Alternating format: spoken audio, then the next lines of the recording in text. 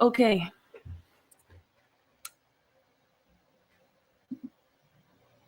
¿En serio?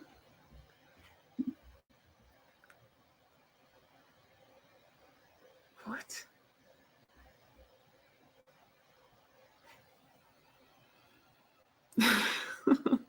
Every time. I swear.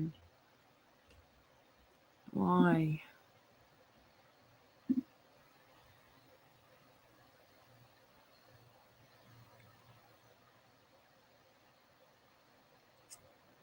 What? All that. Okay. Whatever. Um. Right.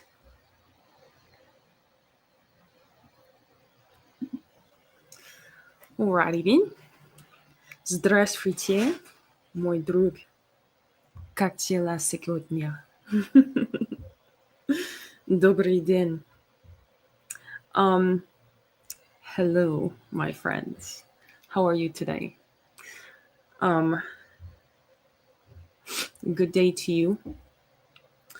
I'm not sure if it's fully grammatically correct in Russian, but nevertheless, right?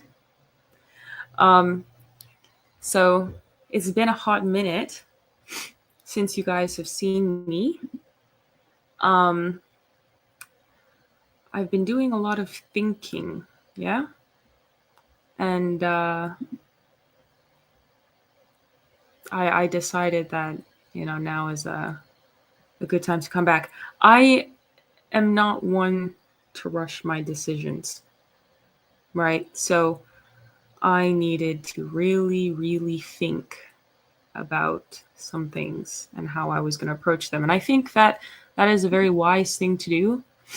I think that when you are uncertain about something or something really, really bothers you, the best thing to do is to be silent.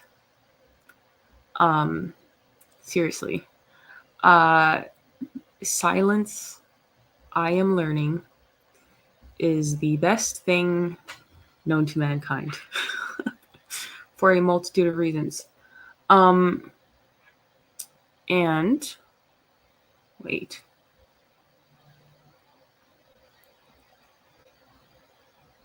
What is happening here? If you don't mind, I'm looking there and here at the same time, trying to see what this is on about.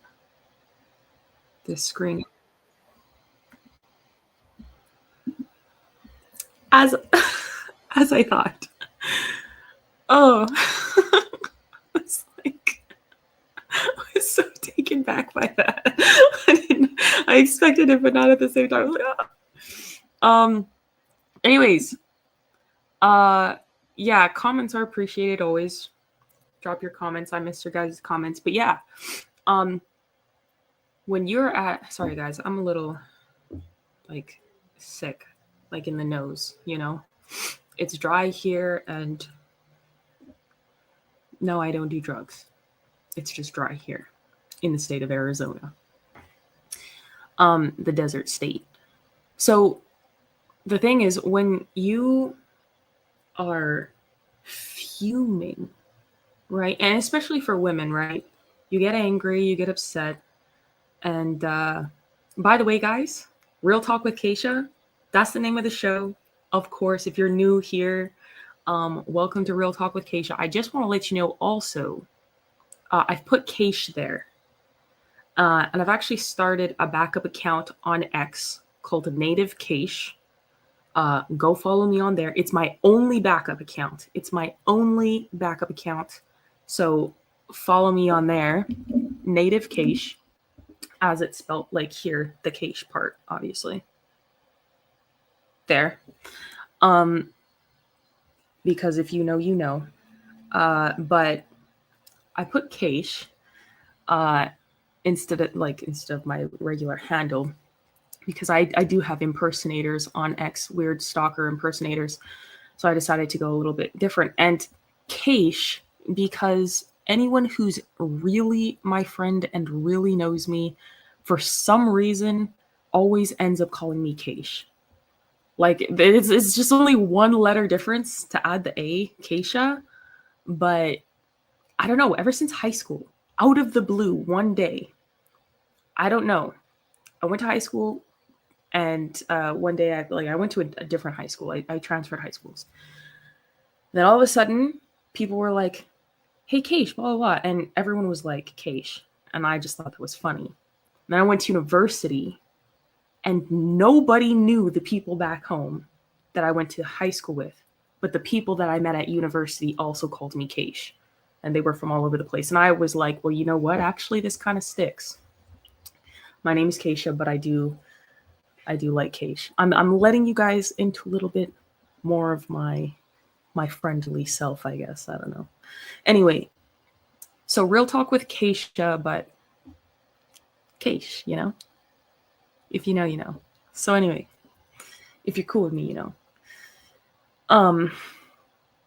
Yeah, but women though, when they become fuming, right? When they get really, really fuming and really, really angry, sometimes the best thing to do is just to be silent. Completely silent. And because you have to sort through those emotions, you have to understand where they're coming from. You don't want to misdirect that anger, right? You don't want it to go to someone else. You want it to go to the place that it needs to go to. And it's the devil.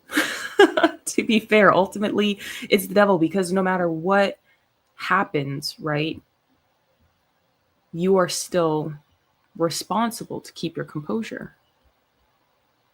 You are still responsible for yourself. And if you allow yourself to get into anger or resentment or any of those type of frustrations, you're just going to end up hurting yourself. And so I couldn't understand why I was so angry. I was so angry. I was livid. For the first time in my life, on a very serious note, for the very, very first time, I understood on a deeply personal level why. Like, not why. I always knew why. I understood the turning point for women when they decide to become the villain. Because I felt in that moment something that made me realize that's what it is. In this moment, right now, I can go one of two ways. And you got to choose. You just got to choose. I felt that.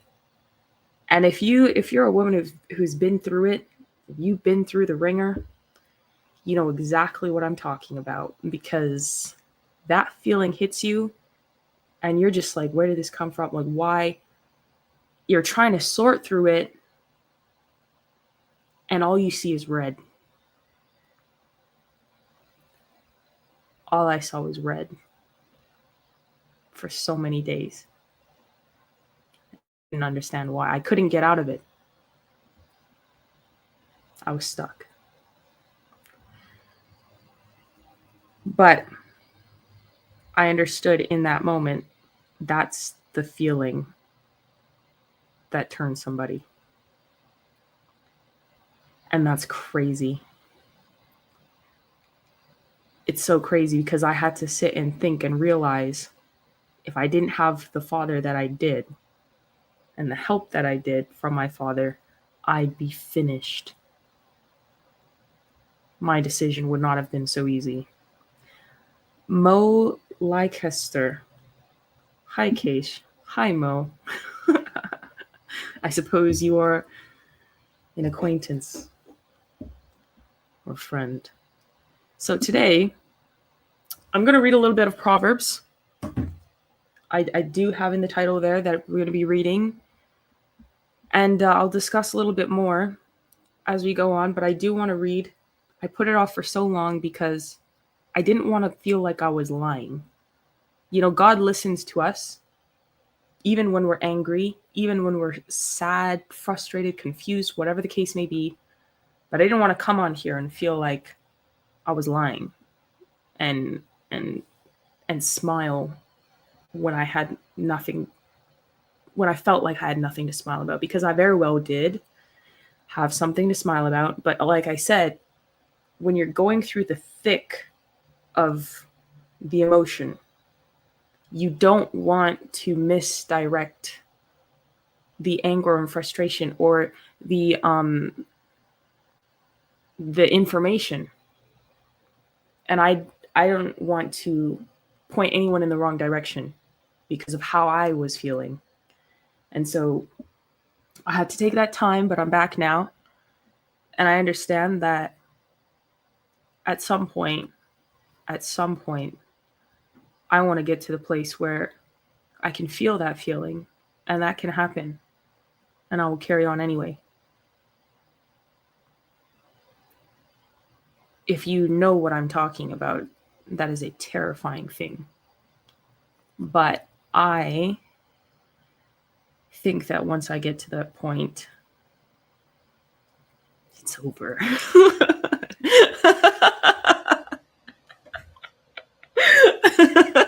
I don't want to sound weird saying that or devious, but when I get to that point, it's over. So anyway, how long have you believed in the Lord, Mo? I have believed in God for as long as I can remember. I was raised in a Christian home, but it does not signify. I had my own journey that I had to walk with to find God.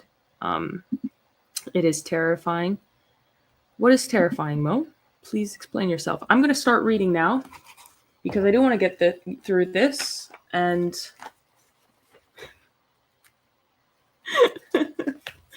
guys, there's a lot to smile about in life. There's a lot to smile about. There's a lot to laugh about. And even though that there's a lot to cry about, if you look at the bigger picture and don't get lost in it, then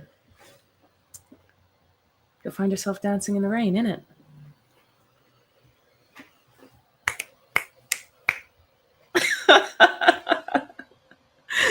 Guys, I'm sorry. I'm so funny. If you know, you know. Oh no, ignore me. I don't want to interrupt the reading. All right, no worries. If you have a question, ask it. And I will answer when I can, because I want to make sure that I get through the reading, but I will still answer your guys' questions. And yeah. Let me just see here, though. Let me just see this before I start. I know that I'm like disorganized with this, but have mercy with me or bear with me.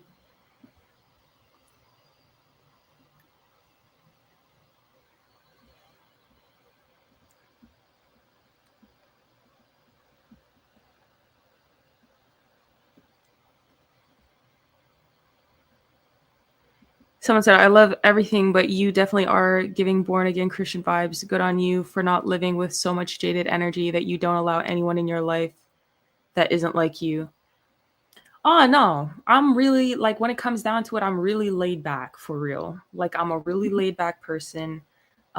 It's weird. The comments from the other platform is not coming on here. The Matrix, the devil, all the same. I'm not even like seeing my views properly. It's weird. I had to go check. But no, I'm really laid back. Hi, Han. I really don't I don't care if you agree with my personal view.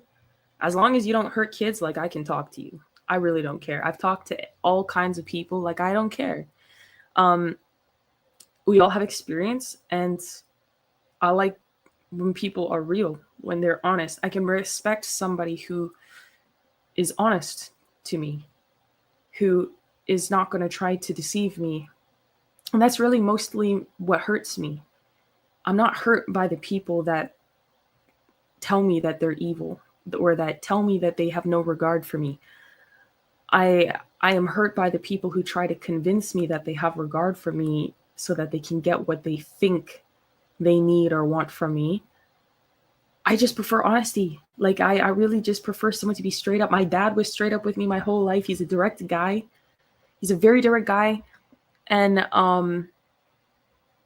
that's what it is. So I know, right, sister, they're the worst. It's not even that. It's just, oh, the ones that hurt kids. Yeah. Yeah, for sure. I thought you meant disagreeing. No. Disagreeing, like, I could care less for. Um and part of it is also realizing that, even that, like, I can't control any of that. I can't even control if someone is like that. I can only control how I respond to things. And I had to come to terms with the fact that not everyone is going to be nice to you. I know that. I know that. I know that.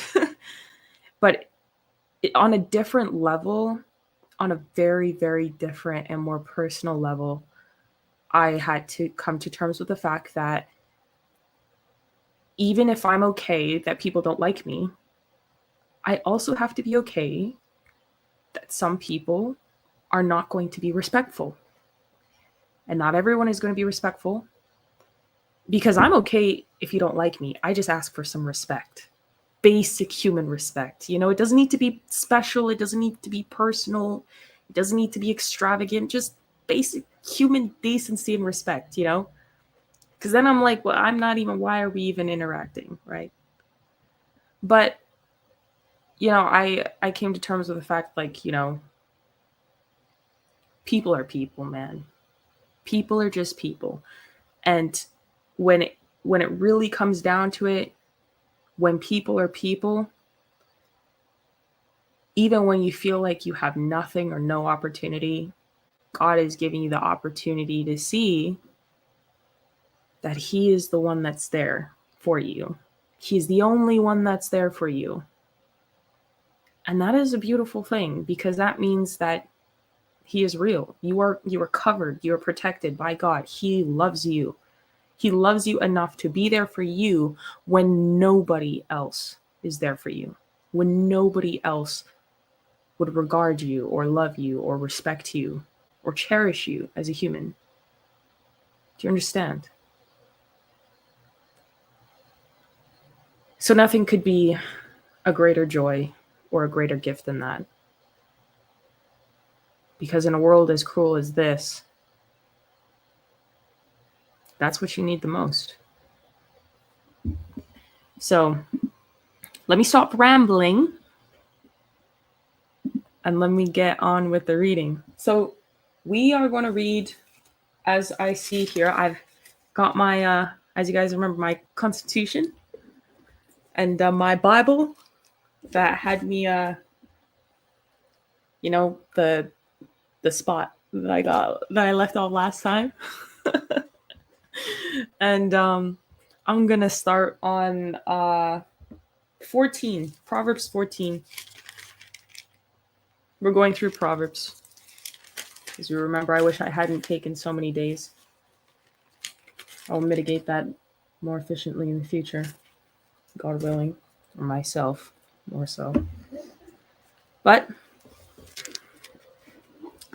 let us begin. So, wise people live righteously. Indeed, they do. There goes the phone. You can stay there. Every wise woman buildeth her house, but the foolish plucketh it down with her hands. He that walketh in his uprightness feareth the Lord, but he that is perverse in his ways despiseth him. In the mouth of the foolish is a rod of pride, but the lips of the wise shall preserve them. Where no oxen are, the crib is clean, but much increase is by the strength of the ox.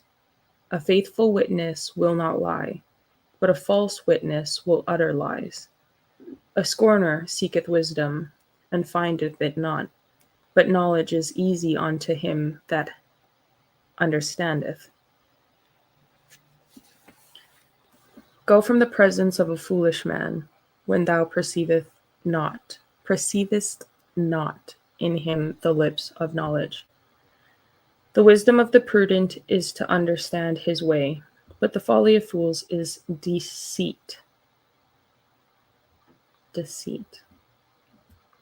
Fools make a mock at sin, but among the righteous there is favor. The heart knoweth his own bitterness, and a stranger doth not intermeddle with his joy. The house of the wicked shall be overthrown, but the tabernacle of the upright shall flourish. There is a way which seemeth right unto a man, but the end thereof are the ways of death. Deciding right from wrong. There's a little passage. In deciding upon any course of action, we are not to ask whether we can see that harm will result from it, but whether it is in keeping with the will of God. Patriarchs and Prophets, page 634. Yeah, that's pretty true. I can't lie. Anyway, even in laughter, the heart is sorrowful, and the end of that mirth is heaviness. The backslider in heart shall be filled with his own ways, and a good man shall be satisfied from himself. The simple believeth every word, but the prudent man looketh well to his goings. Yeah, you can't take people's word for everything, honestly. You have to watch the actions. Hey Julian, thank you, sir. It's kind. Nice to be back, my friend. Okay. We're reading from Proverbs, by the way. 14. I'm on verse 16 if you'd like to follow along. A wise man feareth and departeth from evil, but the fool rageth and is confident. He that is soon angry dealeth foolishly, and a man of wicked devices is hated. The simple inherit folly, but the prudent are crowned with knowledge. The evil bow before the good, and the wicked at the gates of the righteous. The poor is hated even of his own neighbor, but the rich hath many friends. He that despiseth his neighbor sinneth, but he that hath mercy on the poor, happy is he. Do they not err that devise evil? But mercy and truth shall be to them that devise good. He. In all labor there is profit. Sorry. In all labor there is profit, but the talk of the lips tendeth only to penury. The crown of the wise is their riches, but the foolishness of fools is folly. A true witness delivereth souls, but a deceitful witness speaketh lies. In the fear of the Lord is strong confidence, and his children shall have place of refuge. The fear of the Lord is a fountain of life, to depart from the snares of death. In the multitude of people is the king's honor, but in the want of people is the destruction of the prince. He that is slow to wrath is of great understanding, but he that is hasty of spirit exalteth folly. A sound heart is the life of the flesh, but envy the rottenness of the bones. He that oppresseth the poor reproacheth his maker, but he that honoureth him hath mercy on the poor. The wicked is driven away in his wickedness, but the righteous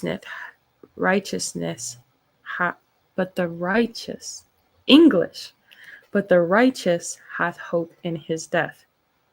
Wisdom resteth in the heart of him that hath understanding, but that which is in the midst of fools is made known. Righteousness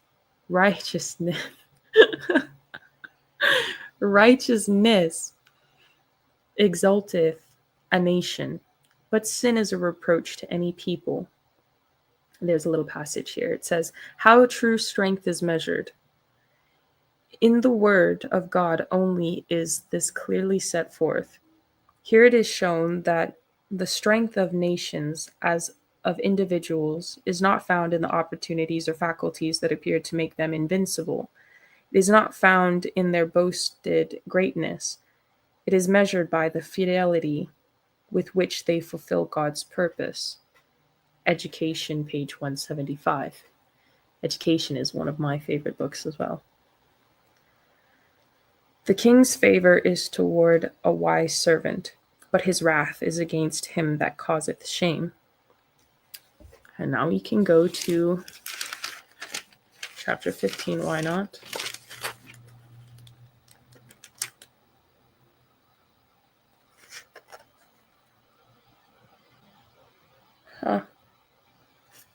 Let me see. Let's see how I feel. Wise ways to live. A soft answer turneth away wrath, but a grievous word stir up anger. Ah, boy, oh boy, do I need to learn. You said, I don't know how you aren't jaded. From teachers to adults to kids growing up, I just never really liked anyone. I always have had the mindset that this is all BS. And to try to fit in is to give up the last choice you have in life. I reject it all, religion, politics, education, because they all, in my mind, sound like programs to keep you distracted from what the rich people controlling everything, making your life a living hell are doing. Backslider, pause. Yo, what does that mean? Backslider? I don't remember. If I said backslider, I don't remember. Have you, sorry, let me put it this way. I don't presume to have capability to guide or teach you in this manner. You are, I assume, a man. You have a interesting profile and name. So I Howie. So I just assume that you're a man, but you can correct me if I'm wrong. You know, I don't think it's best for me personally to make decisions based on what other people do. And this is why I came back to before, giving up those feelings, because if you hold anger and resentment towards people, you become what you hate. And in those days that I was just in the thick of everything,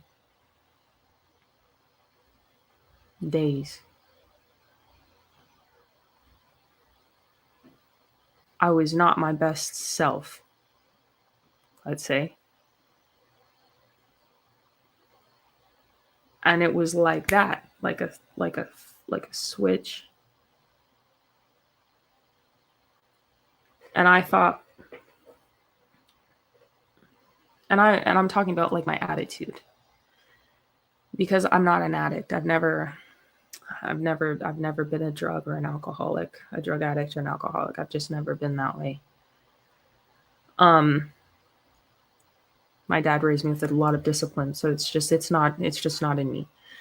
But my attitude was not myself. My countenance dropped significantly because I was so focused on things that I could not control.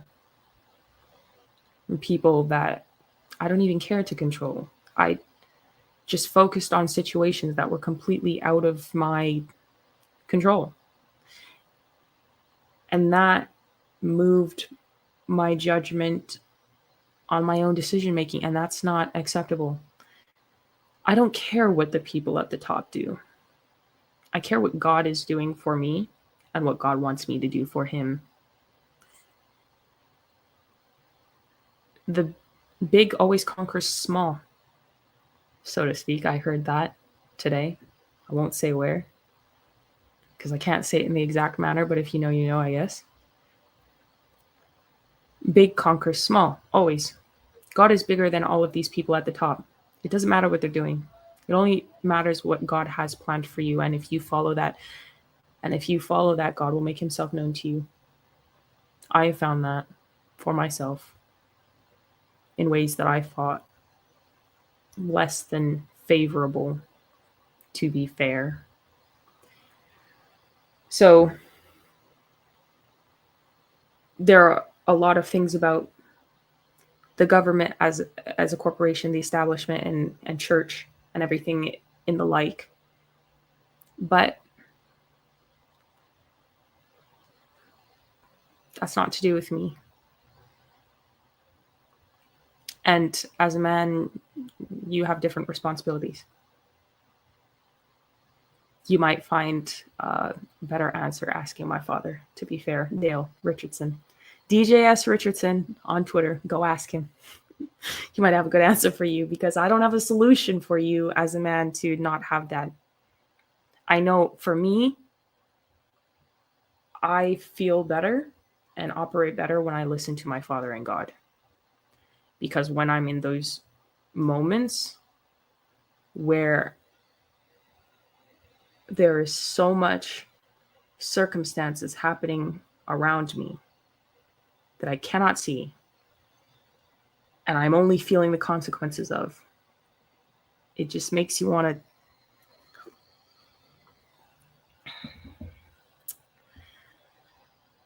And that's all I can really say.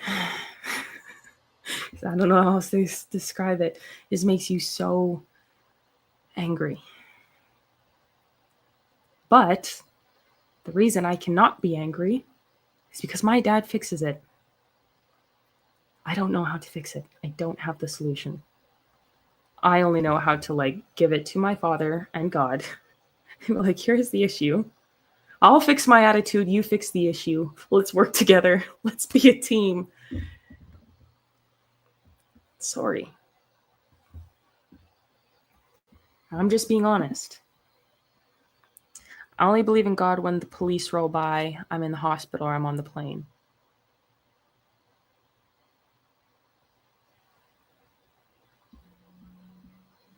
It's very unfortunate. I'm very sorry to hear that. I truly am very sorry to hear that.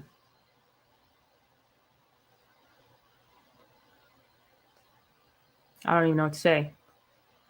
If that's the only time you believe in God, then you've probably not had a real experience to make you believe anything else. And as somebody, my granny and my father and great-grandmother, all of them, my whole life rang in my ears. Those who don't listen must feel. And as someone who's exceptionally stubborn, I reckon you might find it more favorable, more palatable even, to learn before you feel. Because if you're any deal stubborn as I am, you won't like the way that you learn. Oh, you will in the long run. Not in the immediate moments, though. Nevertheless, God knows how to get us all.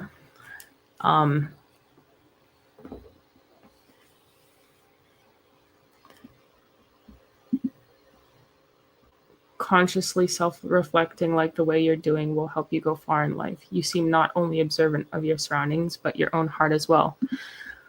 Honestly, by the grace of my God and my Father alone. Everyone gets so angry when I say that. Not you, Julian, sir. I know not you. But a lot of people get so angry when I say that. But it's true. I am so capable. I am so intelligent. I am a lot of things. I honestly am a lot of things. But life has humbled me enough to realize that all of those things mean nothing unless I have a good leader. And for a woman who's raised without a father,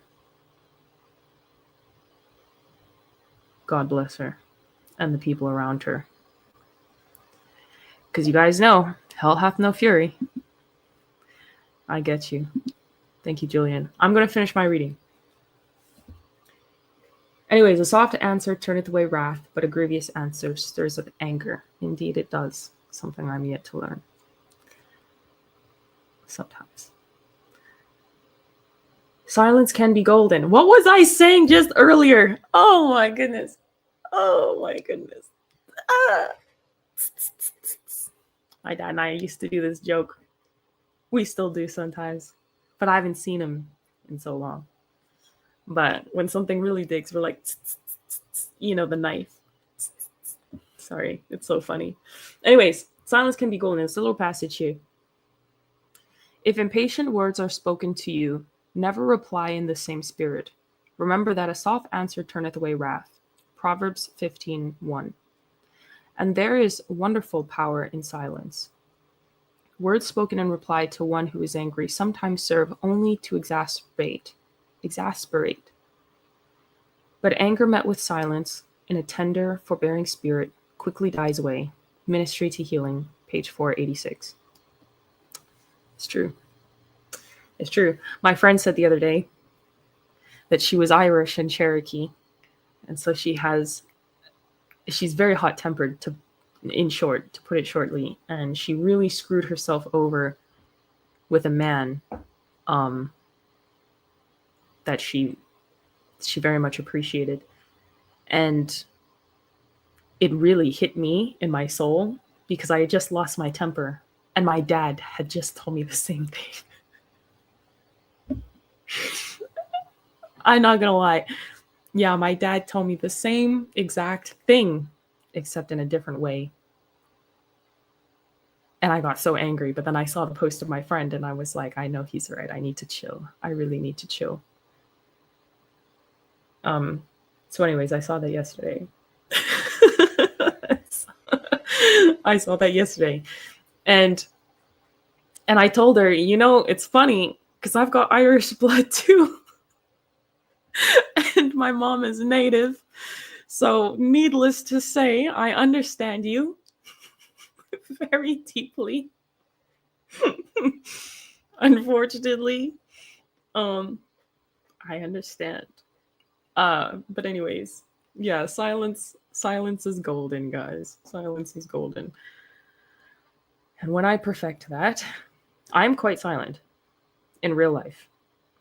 Obviously, when I come on here, I speak for a purpose. I talk about that all the time, but in real life, I am quite silent. I don't talk very much. I don't need to, nor do I want to. If I really talk a lot with you, I really like you. And like is the key word, because you can love somebody and not like them. As crazy as that sounds. Where's my eyebrow here? Anyways, let's continue. The tongue of the wise useth knowledge aright. But the mouth of fools poureth out foolishness. The eyes of the Lord are in every place, beholding the evil and the good. A wholesome tongue is a tree of life, but perverseness therein is a breach in the spirit. A fool despiseth his father's instruction, but he that regardeth reproof is prudent. In the house of the righteous is much treasure, but in the revenues of the wicked is trouble. The lips of the wise disperse knowledge, but the heart of the foolish doeth not so. The sacrifice of the wicked is an abomination to the Lord, but the prayer of the upright is his delight. The way of the wicked is an abomination unto the Lord, but he that loveth him that followeth after righteousness. Correction is grievous unto him that forsaketh the way, and he that hateth reproof shall die. Hell and destruction are before the Lord. How much more than the hearts of the children of men? A scorner loveth not one that reproveth him, neither will he go unto the wise. A merry heart maketh a cheerful countenance, but by sorrow of the heart the spirit is broken. The heart of him that hath understanding seeketh knowledge, but the mouth of fools feedeth on foolishness. All the days of the afflicted are evil, but he that is of a merry heart hath a continual feast. Better is a little with the fear of the Lord than great treasure and trouble therewith. Better is a dinner of herbs where love is, than a stalled ox and hatred therewith. A wrathful man stirreth up strife, but he that is slow to anger appeaseth strife. The way of the slothful man is an hedge of thorns, but the way of the righteous is made plain.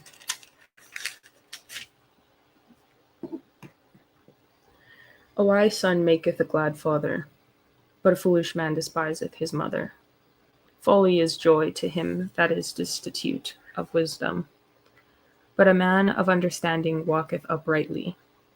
Without counsel, purpose are English. Without counsel, purposes are disappointed. But in the multitude of counselors they are established. A man hath joy by the answer of his mouth, and a word spoken in due season. How good is it! The way of life is to the wise, that he may depart from hell beneath. The Lord will destroy the house of the proud, but he will establish the border of the widow.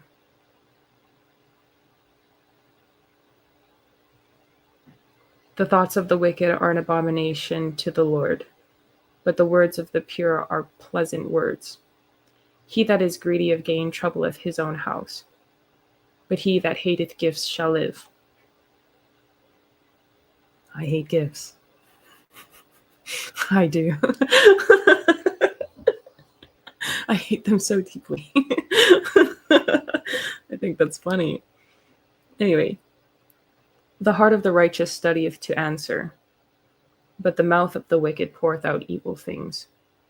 The Lord is far from the wicked, but he heareth the prayer of the righteous. The light of the eyes rejoiceth the heart, and a good rapport maketh the bones fat. The ear that heareth the reproof of life abideth among the wise. He that refuseth instruction despiseth his own soul, but he that heareth reproof getteth understanding. The fear of the Lord is the instruction of wisdom, and before honor is humility. And there's like a little passage here. The Lord can work most effectually through those who are most sensible of their own insufficiency, and who will rely upon him as their leader and source of strength. He will make them strong by uniting their weakness to his might, and wise by connecting their ignorance with his wisdom. If they would cherish true humility, the Lord could do much more for his people. Patriarchs and Prophets, page 553. Next chapter, why don't we?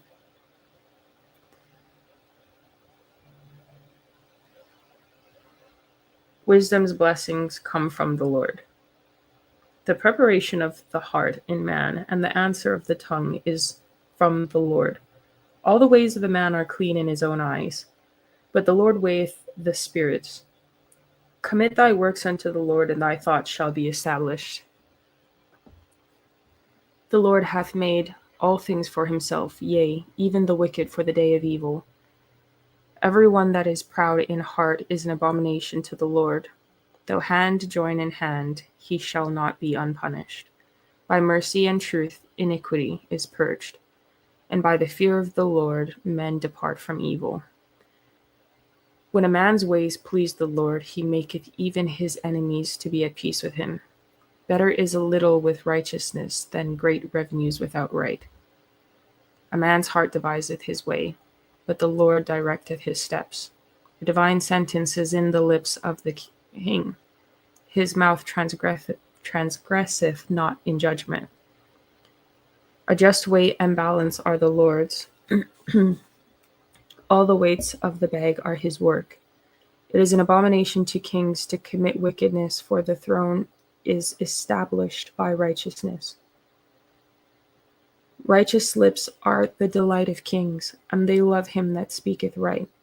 The wrath of a king is as messengers of death, but a wise man will pacify it. In the light of the king's countenance is life, and his favor is as a cloud of the latter rain. How much better is it to get wisdom than gold, and to get understanding rather to be chosen than silver. The highway of the upright is to depart from evil. He that keepeth his way preserveth his soul. Pride goeth before destruction, and a haughty spirit before the fall. Better it is to be of an humble spirit with the lowly, than to divide the spoil with the proud. He that handleth a matter wisely shall find good, and whoso trusteth in the Lord, happy is he. The wise in heart shall be called prudent, and the sweetness of the lips increaseth learning. Understanding is the wellspring of life unto him that hath it, but the instruction of fools is folly. The heart of the wise teacheth his mouth, and addeth learning to his lips. Pleasant words are as an honeycomb sweet to the soul, and health to the bones. There is a way that seemeth right unto a man, but the end thereof are the ways of death. He that laboureth for himself, for his mouth, for his mouth. I lost it. For his mouth craveth it of him. An ungodly man diggeth up evil, and in his lips there is a burning fire. Following our own way, it's a little passage. Ignorance is no excuse for error or sin, when there is every opportunity to know the will of God. A man is traveling and comes to a place where there are several roads and a guide board indicating where each one leads. If he disregards the guide board and takes whichever road seems to him to be right, he may be ever so sincere, but will in all probability find himself on the wrong road. Great Controversy, 597 and 598. True. A froward where is my English? A froward man soweth strife, and a whisperer separateth chief friends. A violent man enticeth his neighbor, and leadeth him into the way that is not good. He shutteth his eyes to devise froward things, moving his lips he bringeth evil to pass. The hoary head is a crown of glory, if it be found in the way of righteousness. That's Hoary, by the way. Hoary. Respect your elders, its little passage. And God has especially enjoined tender respect toward the aged. He says, the hoary head is a crown of glory, if it be found in the way of righteousness. Proverbs 16:31. It tells of battles fought and victories gained, of burdens borne and temptations resisted. It tells of weary feet nearing their rest, of places soon to be vacant. Help the children to think of this, and they will smooth the path of the aged by their courtesy and respect. Education, page 244. Verse 32, sorry. He that is slow to anger is better than the mighty, and he that ruleth his spirit than he that taketh a city. The lot is cast into the lap, but the whole disposing thereof is of the Lord. Pretty much. That is pretty much correct.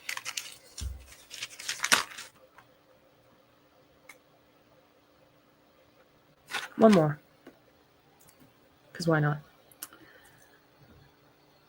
The consequence of being a fool. That is chapter 17 that we're on. Look at you guys talking in the comments.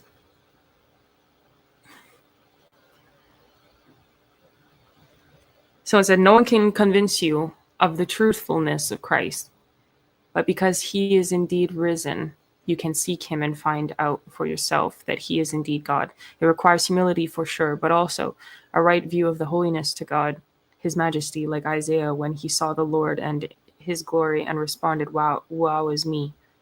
Wow is me or woe is me?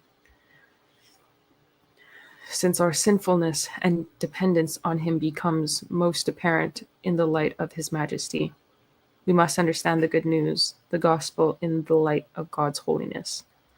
Only then, and the comment is not finished, I presume you're still typing for the second half, at least.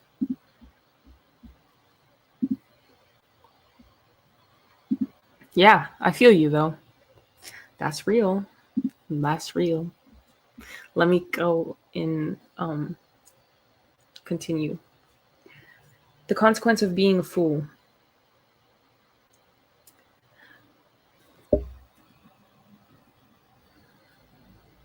Better is a dry morsel and quietness therewith than a house full of sacrifices with strife. Fair? A wise servant shall have rule over a son that causeth shame, and shall have part of the inheritance among the brethren. The finding pot is for silver, and the furnace for gold, but the Lord trieth the heart. A wicked doer giveth heed to false lips, and a liar giveth ear to a naughty tongue. Whoso mocketh the poor reproacheth his Maker, and he that is glad at calamities shall not be unpunished. Children's children are the crown of old men, and the glory of children are their fathers. Excuse me. Did you hear that? Children's children are the crown of old men, and the glory of children are their fathers. By the grace of God and my Father.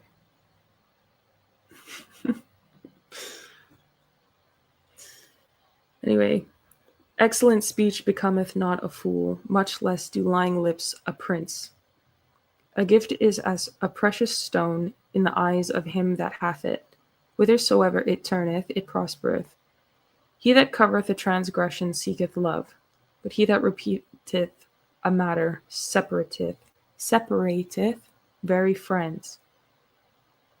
A reproof entereth more into a wise man than 100 stripes into a fool. An evil man seeketh only rebellion, therefore a cruel messenger shall be sent against him. Let a bear robbed of her whelps meet a man, rather than a fool in his folly. Whoso rewardeth evil for good, evil shall not depart from his house. The beginning of strife is as when one letteth out water. Therefore leave off contention before it be meddled with. He that justifieth the wicked, and he that condemneth the just, even they both are abomination to the Lord.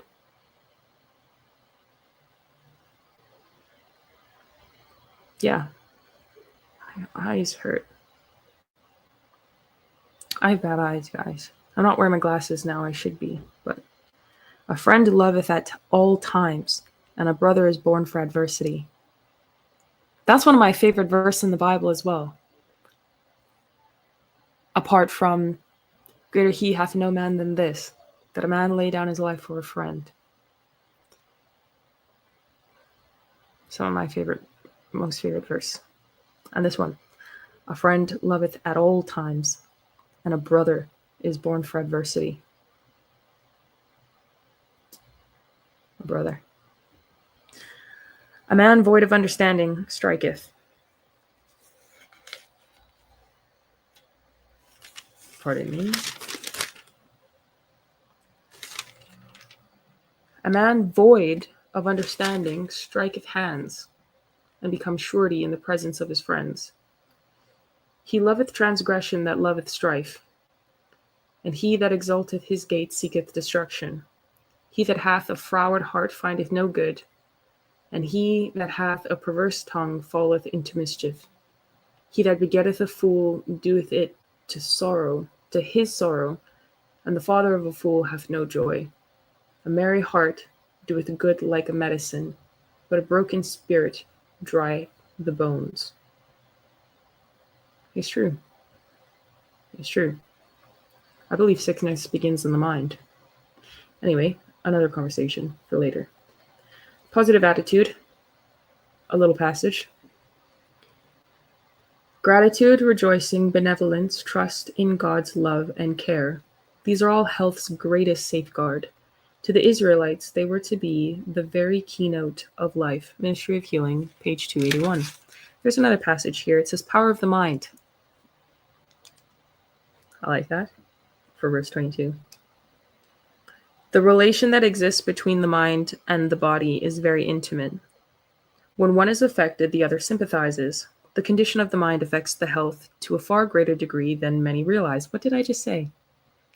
Anyway, many of the diseases from which men suffer are the result of mental depression. What did I just say? Sickness begins in the mind. Sorry, guys. That's really funny to me. Well, of course, it's not funny, but you get it. Grief, anxiety, discontent, remorse, guilt, distrust all tend to break down the life forces and to invite decay and death. Disease is sometimes produced and is often greatly aggravated by the imagination. Yeah. Many are lifelong invalids who might be well. Sorry. Many are lifelong invalids who might be well if they only thought so. What is that one song? And this is awful, but it might be true. That one song, I am healthy, I am wealthy, I am rich, I am that chick. And suppose there is something to that. There is something to that. Not in that way, but you get it. It's an awful example, but you get it. Many imagine that every slight exposure will cause illness, and the evil effect is produced because it is expected. Many die from disease, the cause of which is wholly imaginary.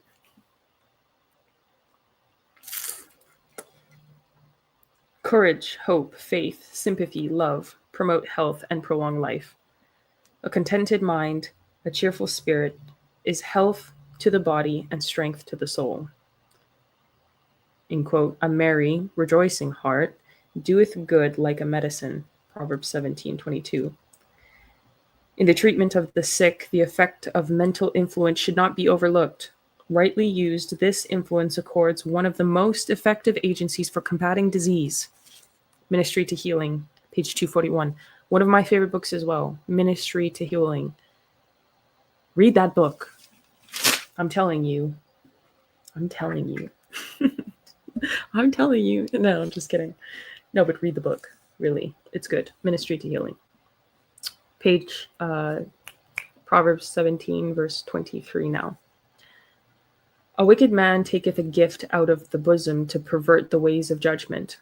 Wisdom is before him that hath understanding, but the eyes of a fool are in the ends of the earth. A foolish son is a grief to his father, and bitterness to her that bare him. Also to punish the just is not good, nor to strike princes for equity. He that hath knowledge spareth his words, and a man of understanding is of an excellent spirit.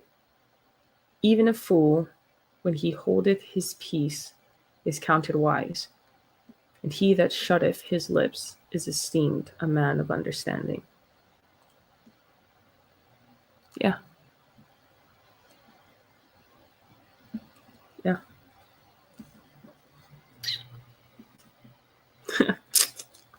Stoops and kissing your teeth. One more. 18. How fools live. Through desire a man, having separated himself, seeketh and intermeddleth with all wisdom. A fool hath no delight in understanding, but that his heart may discover itself. When the wicked cometh, then cometh also contempt, and with ignominy. I feel like the fish from that movie. What is that movie? The fish. That Pixar. Is it Pixar or Disney? What is that fish? Nemo? It's something.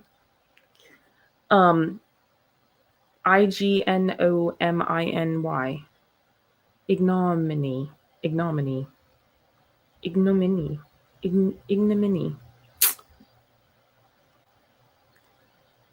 What does it mean? I must know.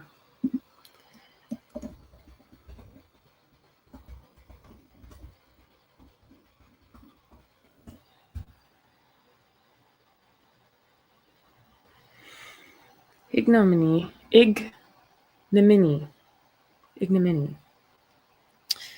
Infliction of disgrace or dishonor, the state of being disregarded or held in contempt. Infamy. That which brings disgrace or shameful reproach or a cause or source of dishonor. Synonyms. Obloquy.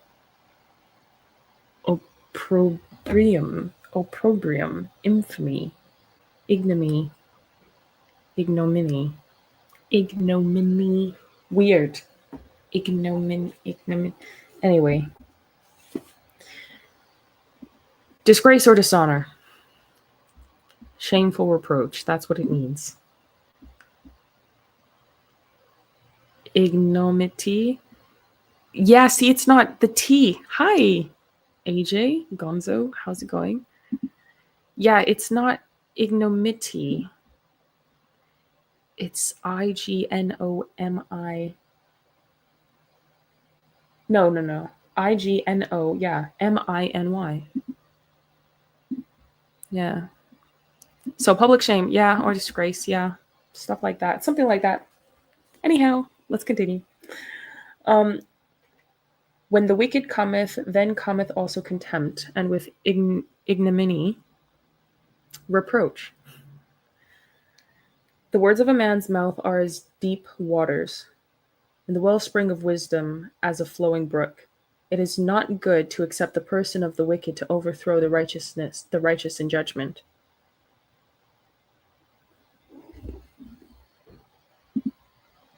Good, thanks. Just reading along at the park. Nice. I hope you have a beautiful view. I love, nature. Anyway.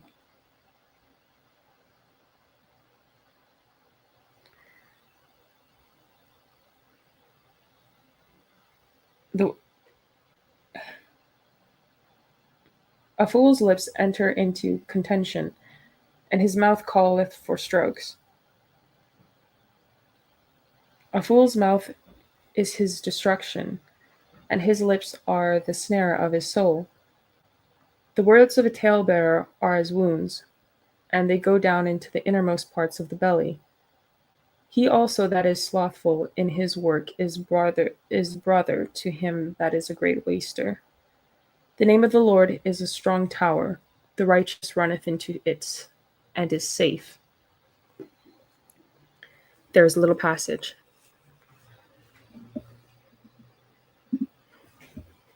Said it's pretty chill. Good to hear. A little passage. The Lord is our refuge. We cannot save ourselves from the tempter's power. He has conquered humanity, and when we try to stand in our own strength, we shall become a prey to his devices. But the name of the Lord is a strong tower. The righteous runneth into it, and is safe. Proverbs 18, verse 10. Satan trembles and flees before the weakest soul who finds refuge in that mighty name. Desire of Ages, 131. Verse 11. The rich man's wealth is his strong city, and as an high wall in his own conceit. Before destruction the heart of man is haughty, and before honor is humility. He that answereth a matter before he heareth it, it is folly and shame unto him. The spirit of a man will sustain his infirmity, but a wounded spirit who can bear? The heart of the prudent getteth knowledge, and the ear of the wise seeketh knowledge. A man's gift maketh room for him, and bringeth him before great men. He that is first in his own cause seemeth just, but his neighbor cometh and searcheth him. The lot causeth contentions to cease, and parteth between the mighty. A brother offended is harder to be won than a strong city, and their contentions are like the bars of a castle. A man's belly shall be satisfied with the fruit of his mouth, and with the increase of his lips shall he be filled. Sorry. Canadians, sorry. Death and life are in the power of the tongue, and they that love it shall eat the fruit thereof.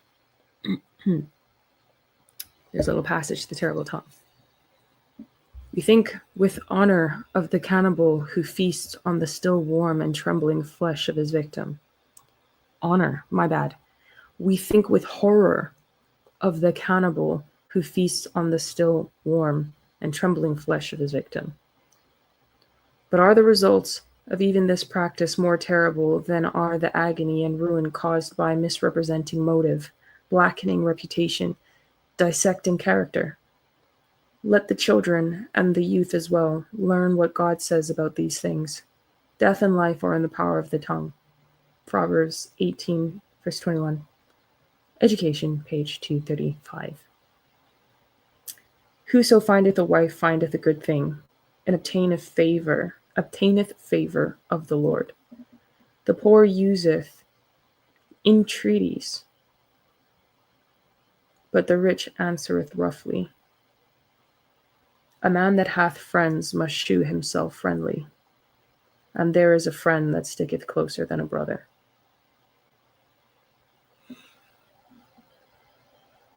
The end of that verse, that chapter. A man that hath friends must shew himself friendly, and there is a friend that sticketh closer than a brother. I'd like to meet that friend. Also one of my favorite verses. Honestly, to be fair, Proverbs as a whole is an amazing book. One of my favorite books. Let me pray to close, and then I can have a little chat with you guys.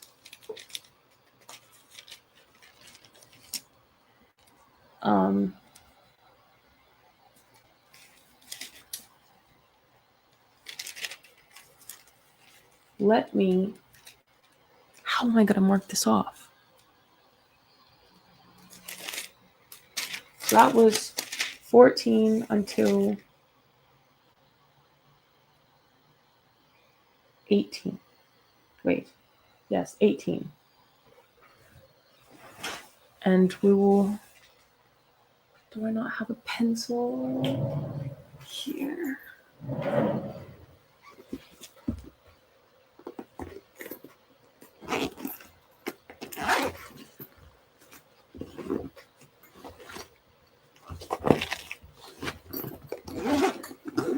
I see that you guys have wrote something. I'm going to answer that in a minute. I need to find a way. I don't want to forget.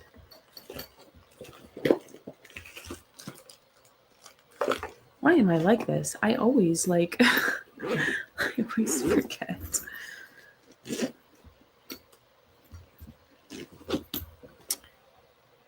And now I don't know where my pencil is gone.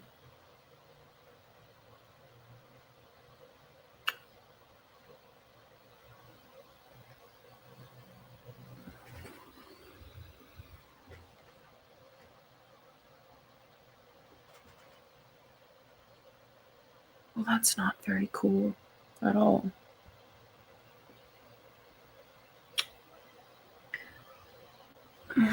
Well,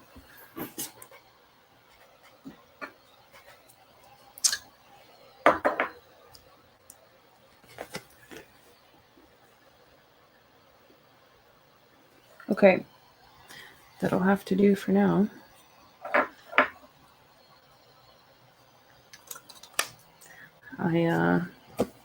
I wrote it in my Constitution with my Trump lipstick. I got this at a Trump event once that I went to in Vegas.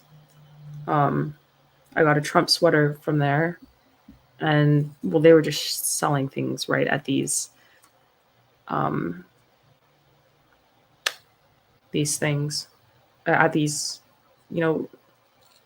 what do they call them in English? Those little stands, right, where they sell stuff. And they had Trump lipstick. It's actually covered in gold, and when you use it, it turns red.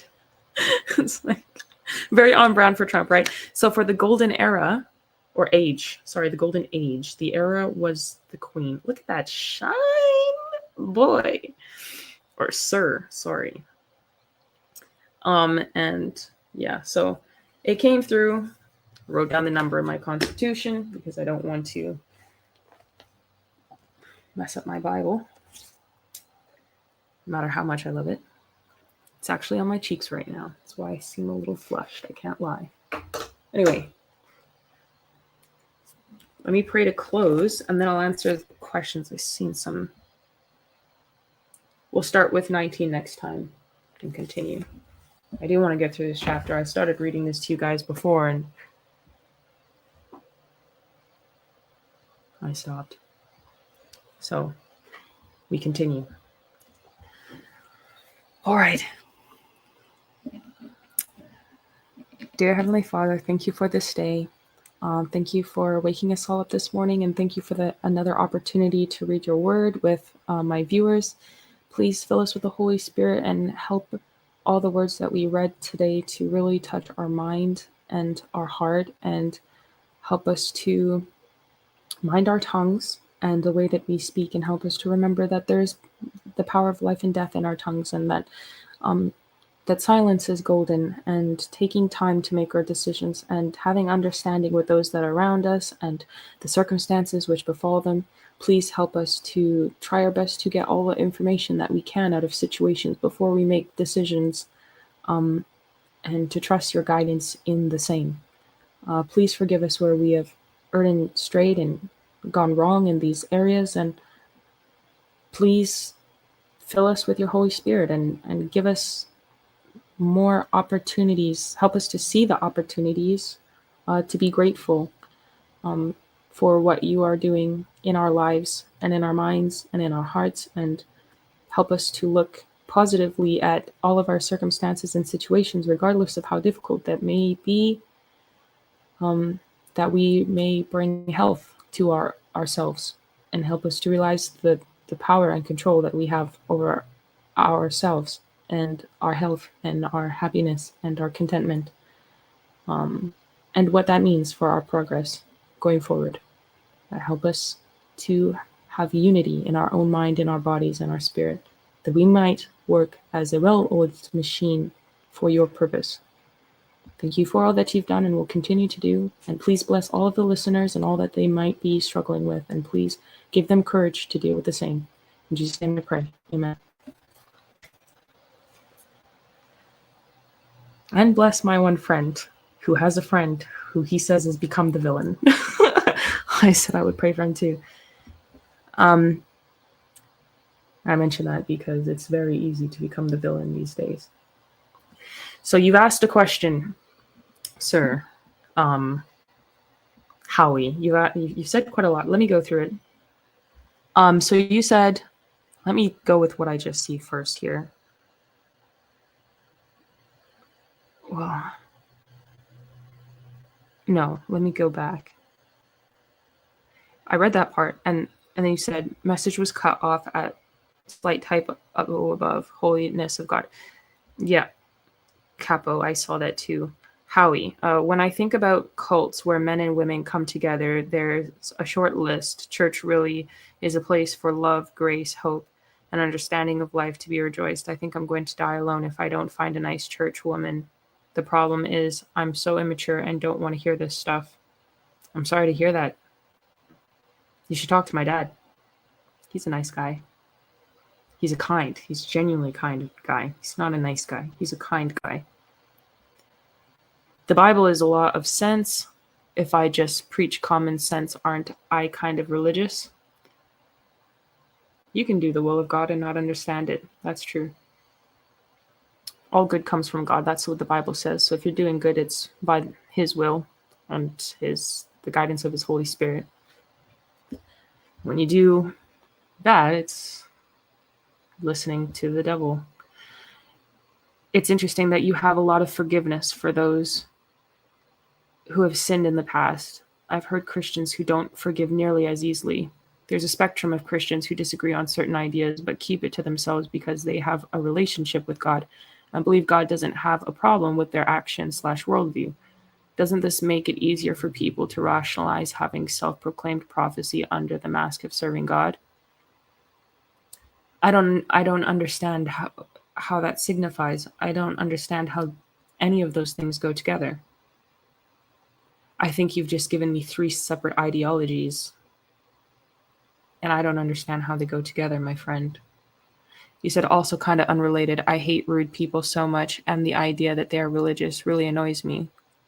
Like the amount of times I've been treated like garbage is nuts because I never do that to someone else. So I just got to sit there and take it and then wake up and try to forget I was mistreated, and that's totally normal. So, Howie, my friend, um, I'll use myself as an example, just my own experience, because that's all I can really do. But first, by the way, guys, do you like my hair? Look how cute. And I have like the gold clip. It might, I don't, okay. I'm not responsible for the back, but the front and like it's cute. It's cute. If I do say so myself, it's cute. I don't know. I liked it because usually like I put the clip in my hair and I can't get like this cute like little bump with this. And I figured it out. So I'm feeling good. But anyway, I just had to say that before I forgot. What you said though, Howie, I'll give you my example. So like I was talking about earlier, I've had so much mistreatment, genuine mistreatment from people, and so many people have. I'm not the only one. I'm not going to sit here and act like I'm the only one that's had mistreatment in life, because that's not true. And if it's happening to me, it's happened to millions before me. Millions before me. Since the beginning of time. I'm not special. It's not new. It's not different.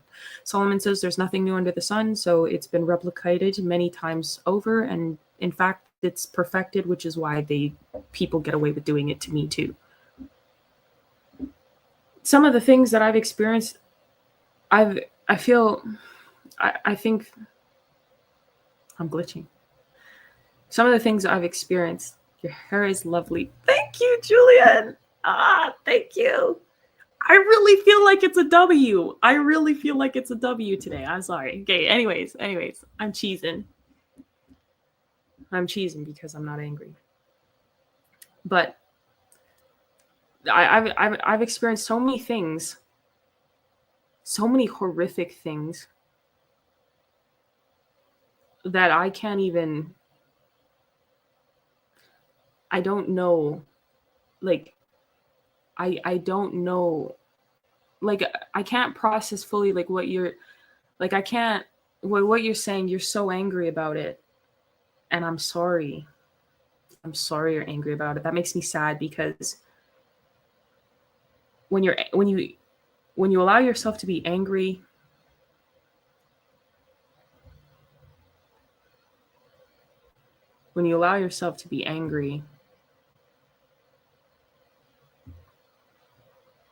you can't function. You're not yourself. One of the reasons I was so angry, and the reason why I can't process what you're saying, like I said, men create circumstances, I don't. And that's why I was angry. Because no matter what I was doing this entire time, and I calculated it, to be fair, but I could never calculate it with the precision that I needed to know how I would respond on a deeper level, or feel on a deeper level in the moment that it hit me. And I knew it would.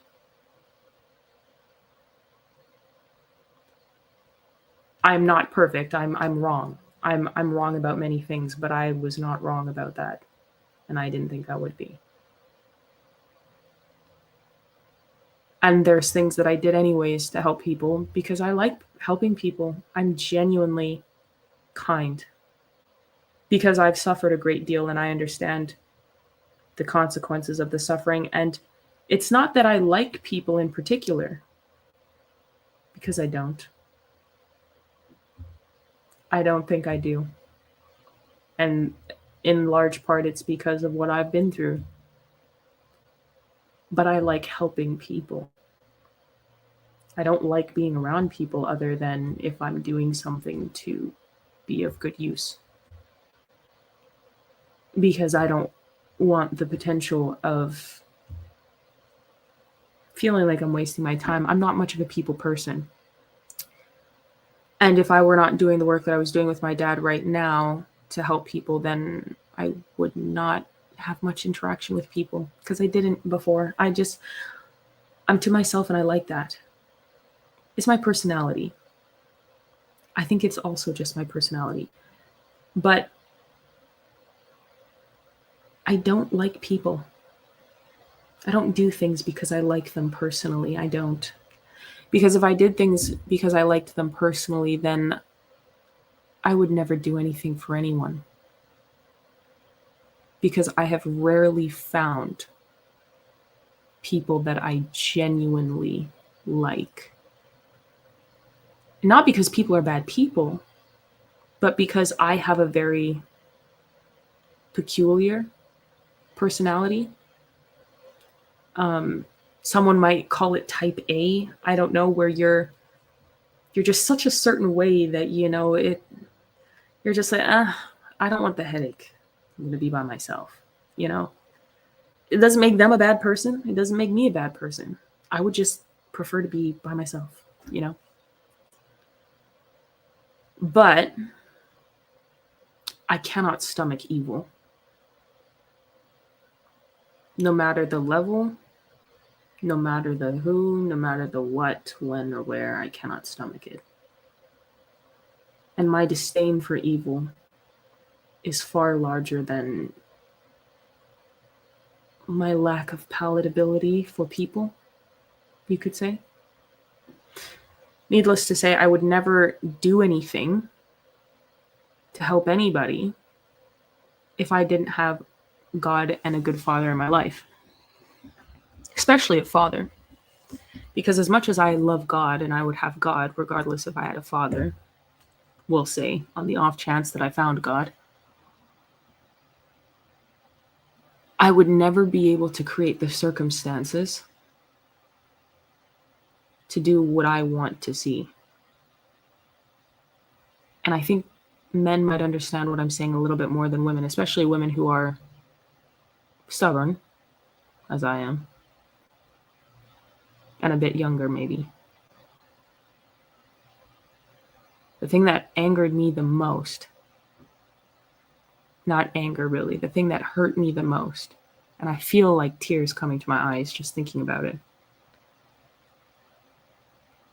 is that in this world, if you are a woman and it is not kind to you, you cannot win. You cannot win without the help of a man.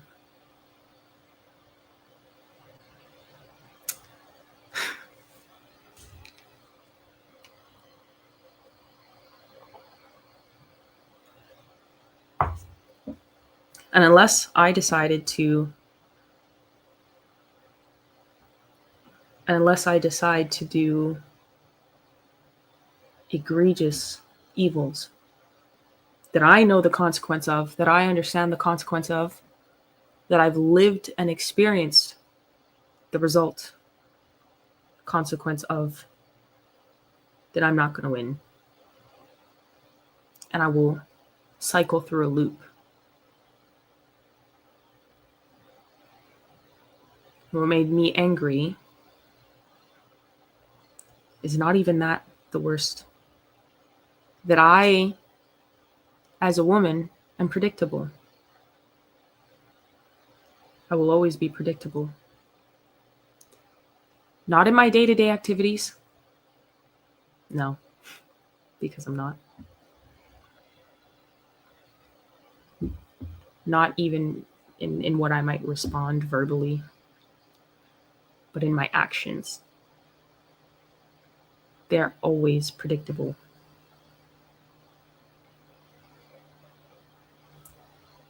My frustration is predictable. My anger and my sadness is predictable. My confusion is predictable. My heartache is predictable. All of my actions are predictable because I am a woman. And there are men, evil men in this world, that will create circumstances around me that I will never see and never understand. And by the time it is made clear to me, I will always lose more than what I gained stepping into the interaction.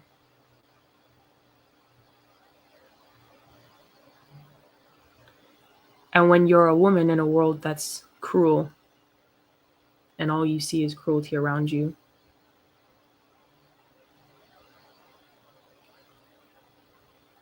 there's nothing more aggravating.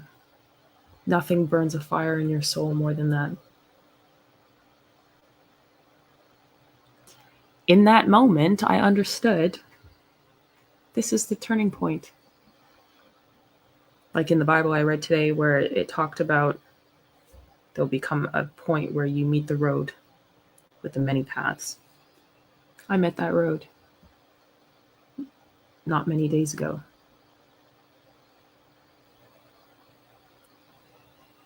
And I was so angry. Because I like to win. I did like to win. I still like to win.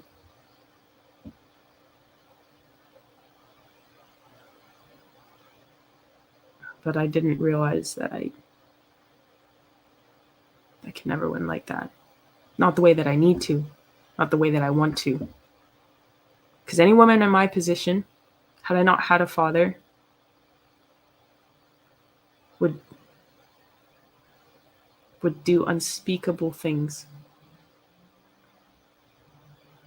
And I've seen it.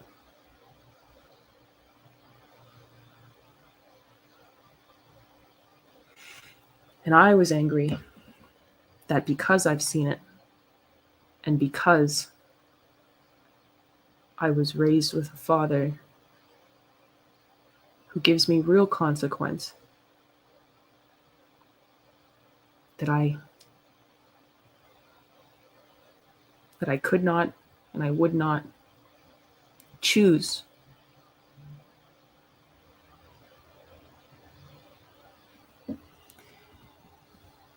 to feel good. Women in my situation, they choose to feel good in their anger and frustration and sadness. And I've gone many years without feeling good. There's a difference between doing things out of duty and feeling good. And serving God, a lot of times, you feel good because you're helping people. But you take such a great deal of pain and suffering.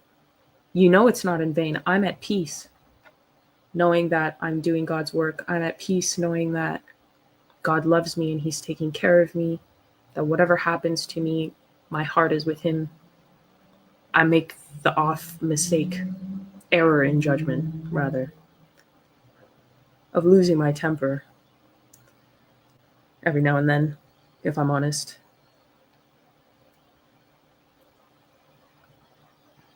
But I have not felt good.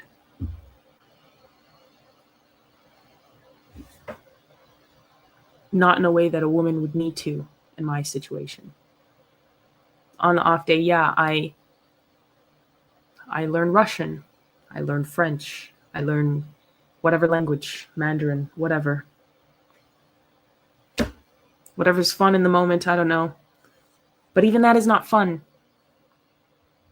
Because it's not for fun.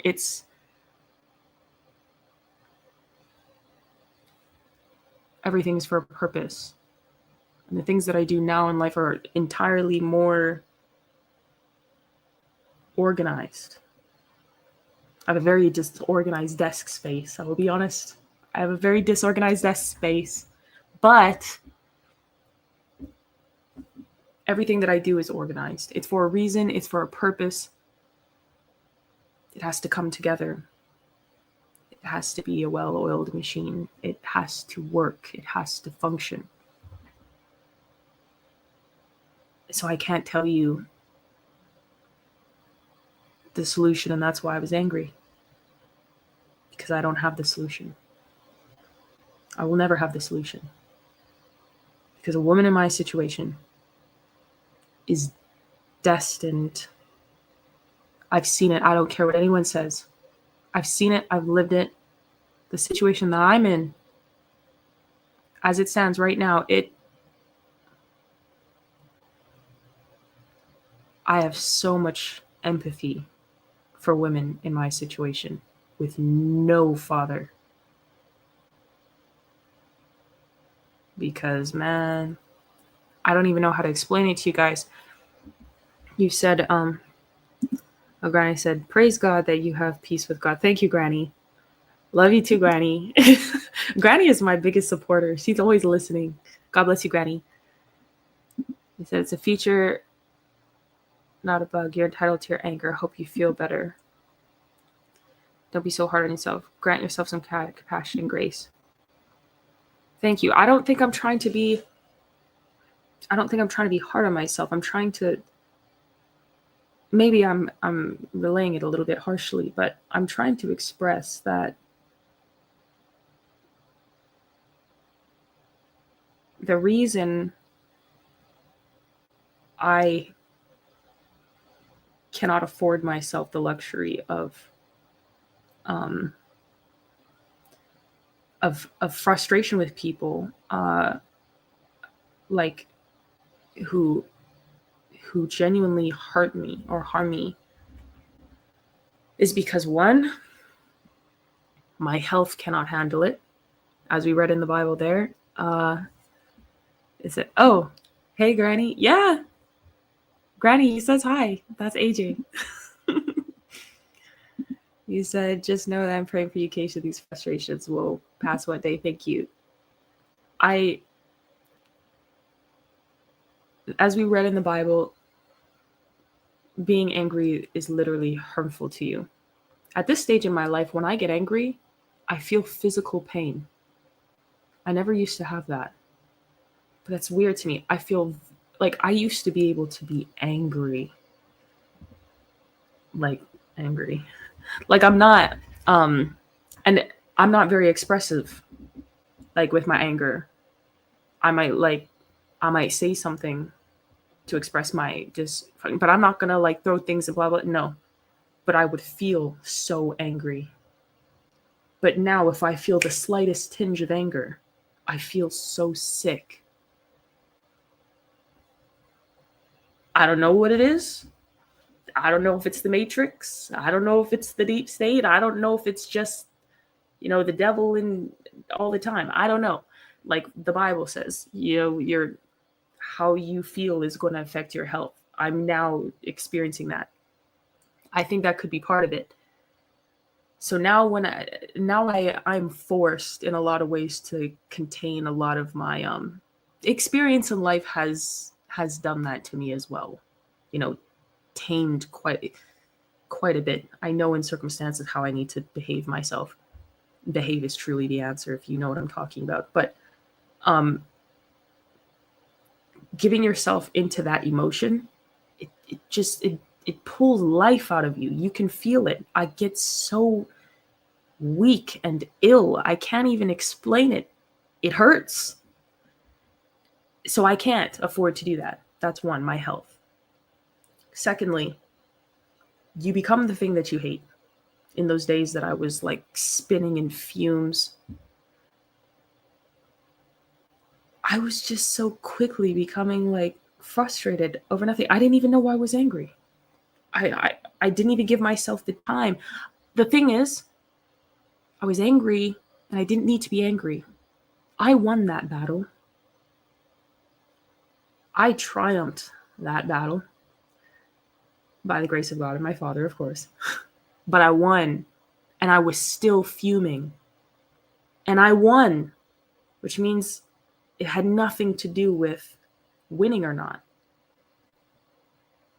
It had to do with winning over myself.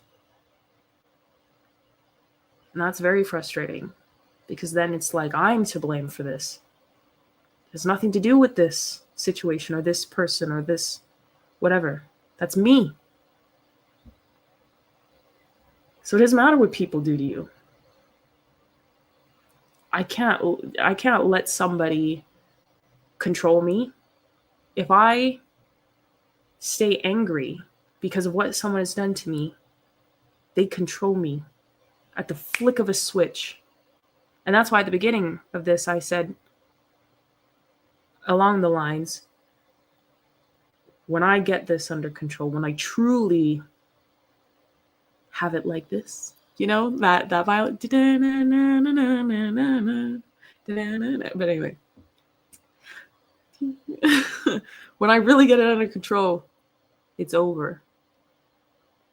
Because I feel like that's the last in me that I need to stomp out. And I will. I am. But your service to God has nothing to do with other people. At some point, you have to come to the realization that it was always God. Like I said, I've been so completely and utterly alone in this process with my dad. But my dad is my dad, you know? He's my dad. He's just my dad. Like it's normal. It's always been us, you know? It doesn't count. It does, but I'm a young woman. I need to have my own family one day. And he wants me to. The other day he was talking to me not too long ago. He was like, you know what, Kaysha, you need a husband. That's the problem. You need a husband. You need a family. I can't wait for you to get married. Leave me alone. He didn't say it like that, but you know, I'm filling things in. But he said I need a husband, and which is true. I need a family of my own. And so in that way, I've been completely and utterly alone. And I'm in America. I'm alone. And I'm not saying this is like, oh, sad, cry. No, I'm just stating some facts.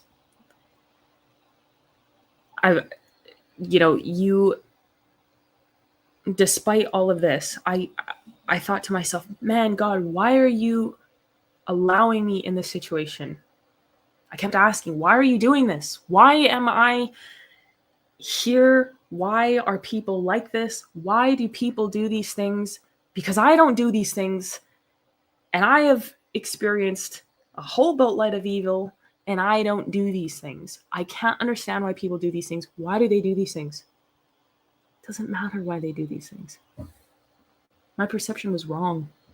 I was entirely wrong. I was asking the wrong questions. I was spinning, asking myself the wrong questions. For so long, it didn't even matter. Is this person trying to set me up? Is this person my friend? Are they pretending? Is this person just trying to be nice because they want to play me so that they can get something later and snake me? Doesn't matter. Because at the end of the day, when I was in the thick of it, completely and utterly alone in this world for the last couple of years, I had nobody but my dad. But he's my dad. So nobody. He's not nobody. He's my dad. But we're looking at the bigger picture here. Actually, the best thing you can have is a dad, but I'm talking about as a young woman in the world, whatever. You get it. You have nobody. And he has nobody. We're together in this, right? So we're alone together is what I mean. If I didn't have that, I would have never realized that I had God. Because I would have attributed every single thing to, oh, well, Johnny helped me. Billy helped me over here. You know? Bob over there, he did a few things. But I didn't have that. The level of betrayal I've had was so deep. My brain couldn't even, can't even process some of it. But I don't need to. My dad does all that. You know, he processes it. He just tells me what to do. And I'm just like, got you. Let's go. You know, I can't do that with him. I haven't seen him in years. But I was given the opportunity to see that God loves me. He loves me so deeply that when I was completely and utterly alone and I had nobody, I still had everything. I was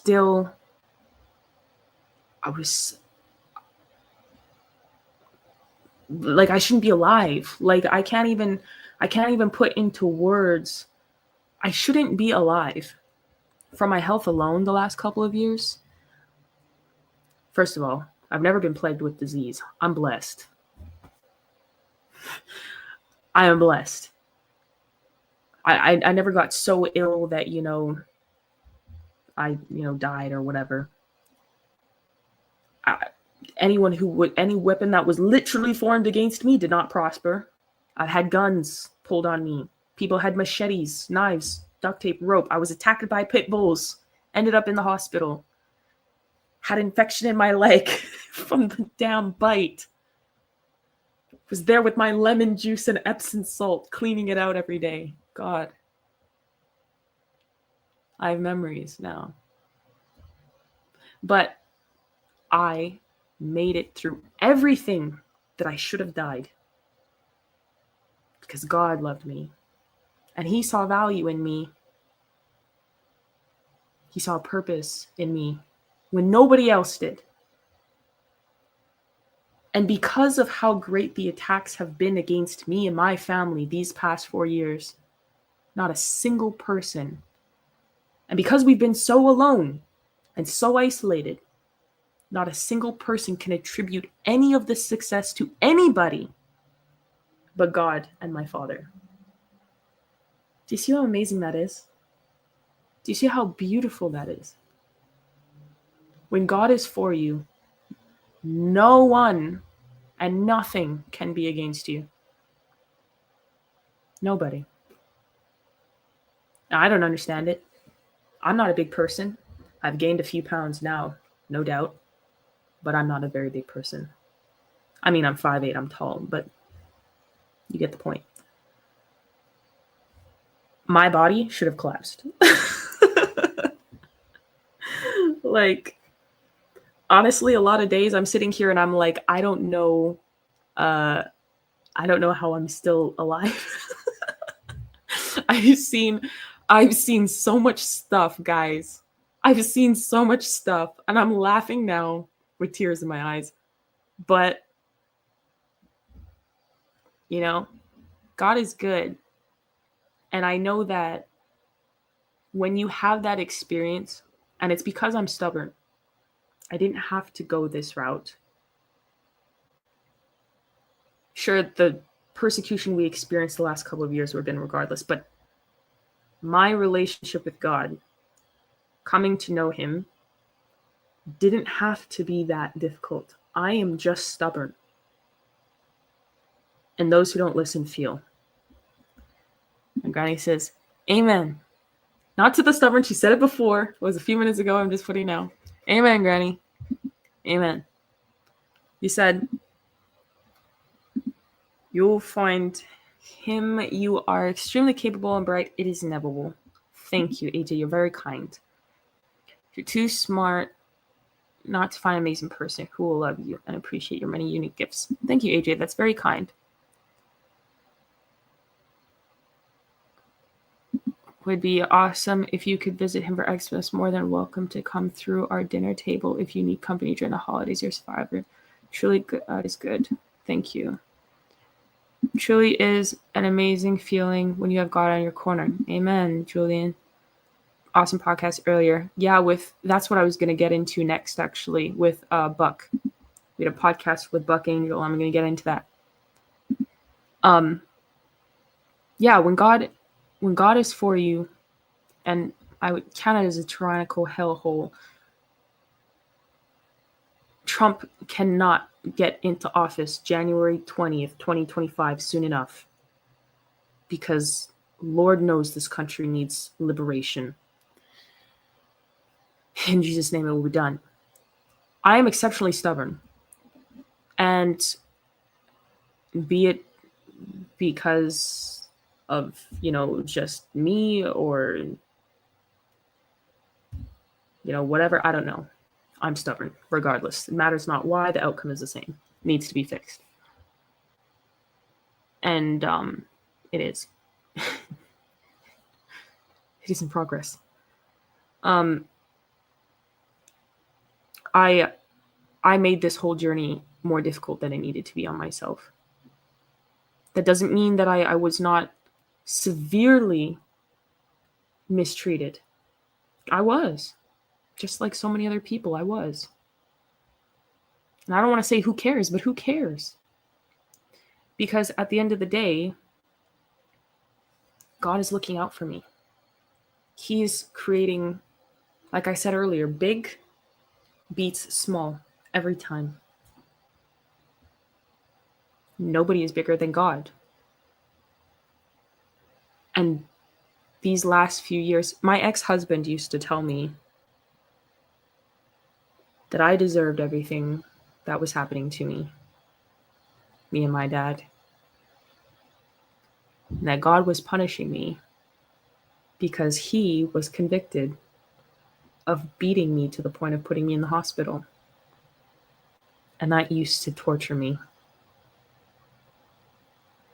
But one day I told him, you know what? Maybe I needed it. I didn't deserve it, but maybe I needed it. And I think I did. Because I am so stubborn that it might have been the only way. And when it all comes together in the end, when I look back, I'm sure I would say I would not change a thing. Because it's given me my salvation. It's given me an understanding that I would have never otherwise had. And a trust in God and a relationship that I would never otherwise had.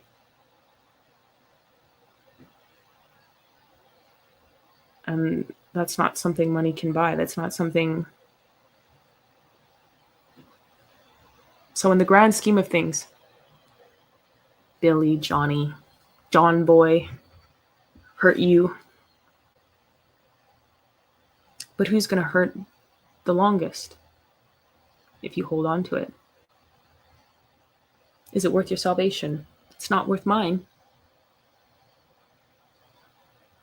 I couldn't even be myself in those days I was angry. I didn't know how to be myself. I couldn't write anything. My mind was just going and going. It wasn't even thinking about anything, but it was going and going, and it was exhausted. You were talking about AJ, the podcast from earlier we did with Buck Angel. One of my best podcasts, honestly. I had so much fun.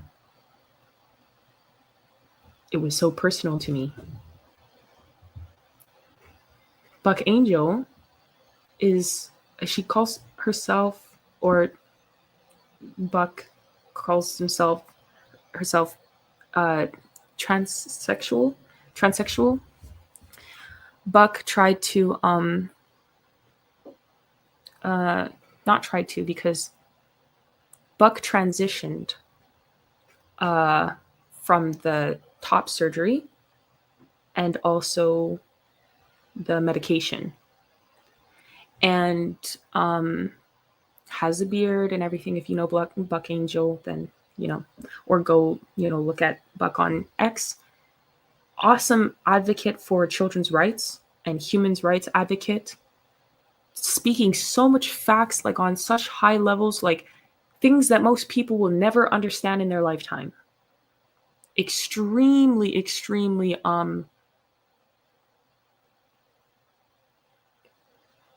smart, extremely intelligent. I am looking forward to my next show with Buck, honestly. Anyway, you said, I've been lurking for a few minutes. I wanted to thank you for sharing your testimony. Your transparency and story of deliverance is truly an inspiration. God bless you, Ben B. Man. God bless you. Thank you. By the grace of God and my Father alone, thank you. Buck is an exceptional person, but exceptionally smart. And the podcast today was with Buck, Ben, on you could check it out on X on the Karis Project. I'll put it in the comments here, the Karis Project. I'll type it for you.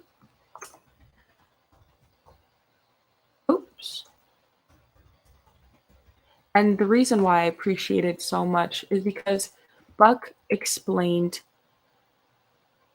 why, women get into, or why these trans kids get into this. And Buck doesn't say, okay, well, they're like, she's trans or whatever. She's like, I'm born a woman and I went through as an adult these procedures.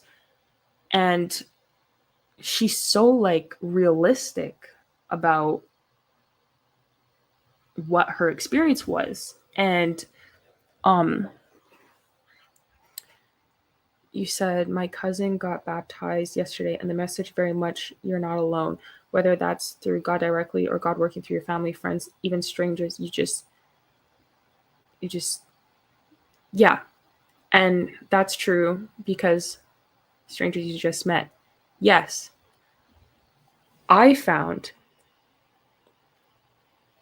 that God loved me so much that he used, and I'm going to say that I'm going to deviate for a sec, digress for a second to explain this. I'll go back to Buck.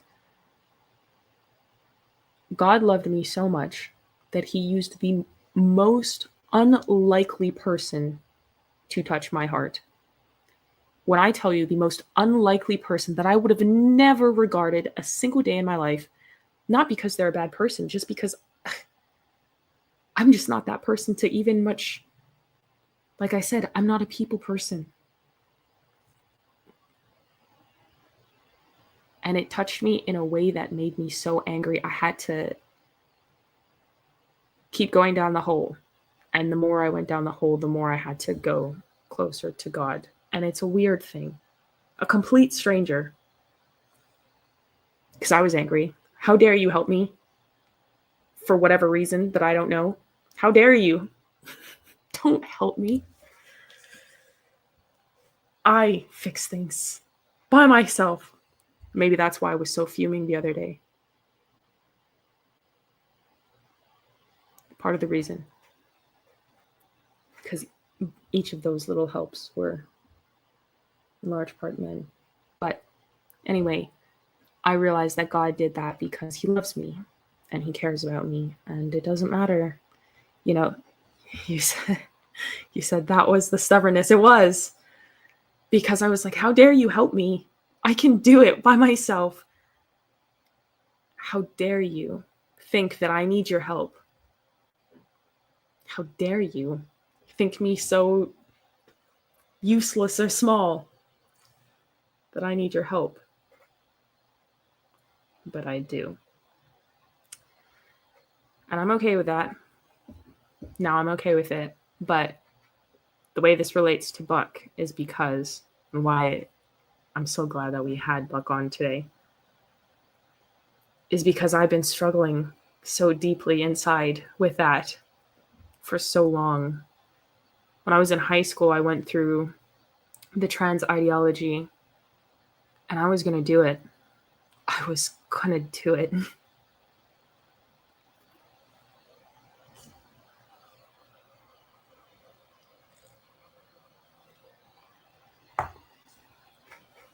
I was going to do it.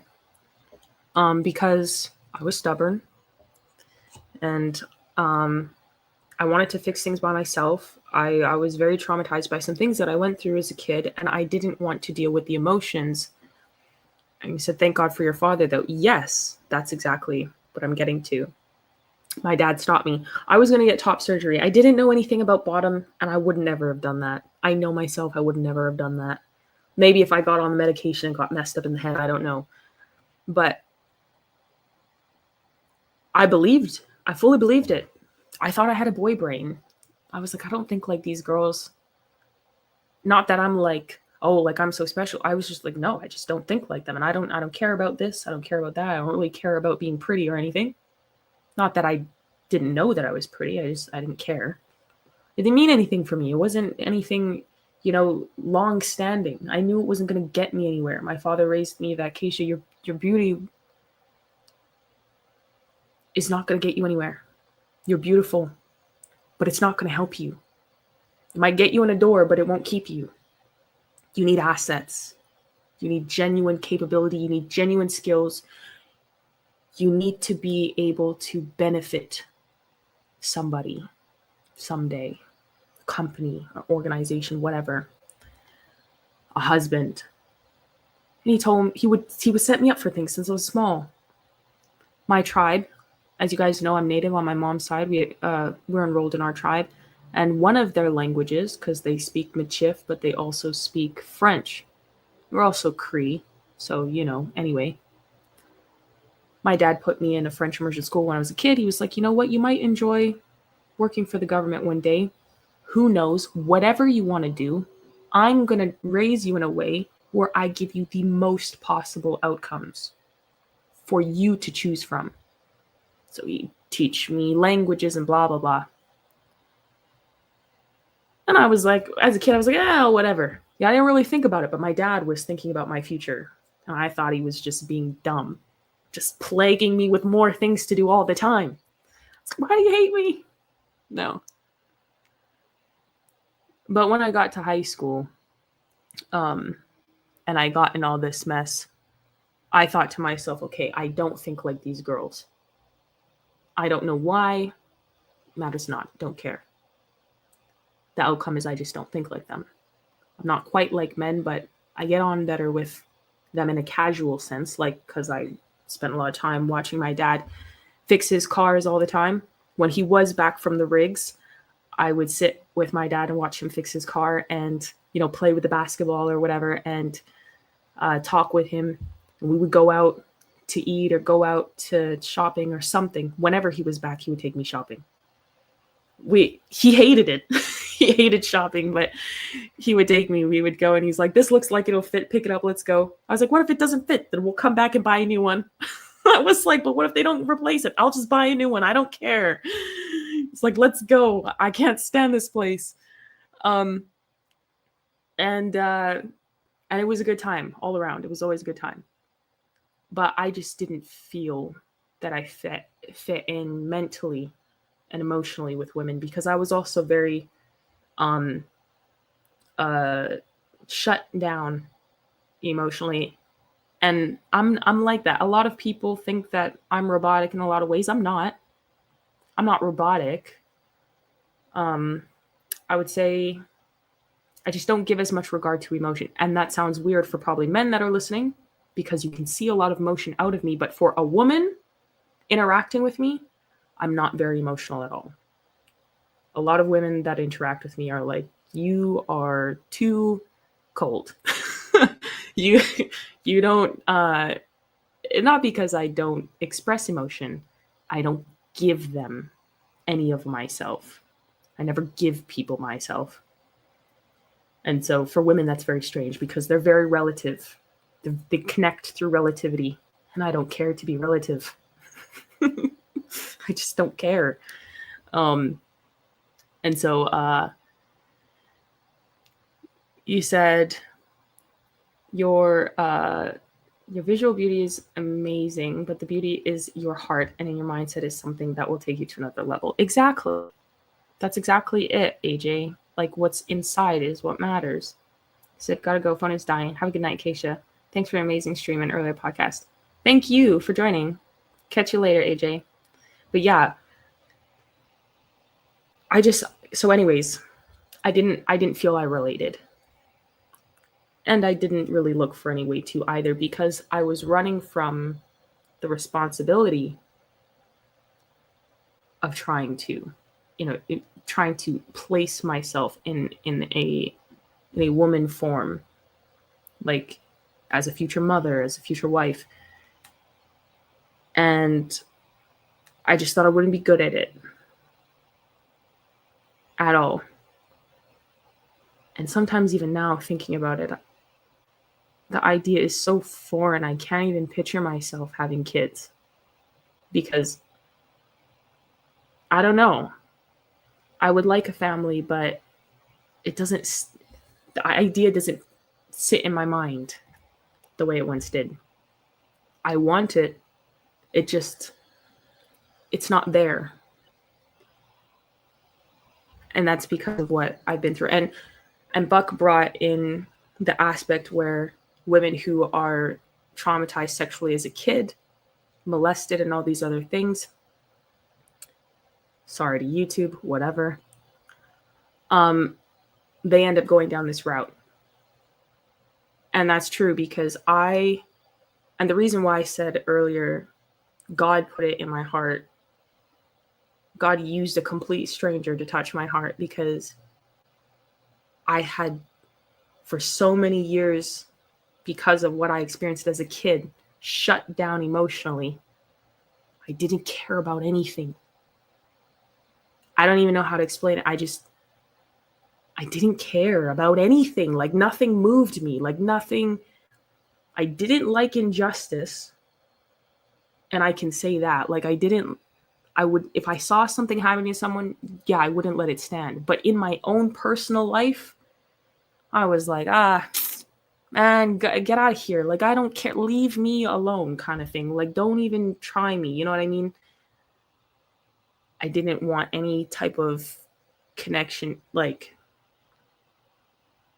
I don't know how to explain it, but I was completely shut down. And I tell my dad all the time, like, man, I don't care. I don't care. It's like my favorite word. My granny would tell me all the time, Kaysha, you have to stop saying I don't care. Because one day you're going to say it, you're going to regret it. You're going to say it to someone you love and you're going to regret it. She said it's a terrible thing. She's right. My granny's like right most of the time.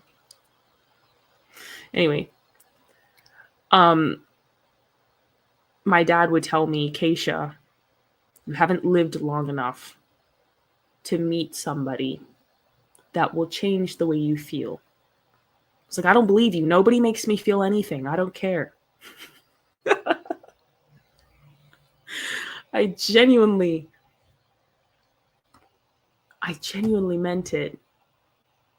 And I couldn't see what he could see, which is that I would one day come across somebody that would make me think and feel things that I didn't know was possible and open a part of my heart that I didn't know existed.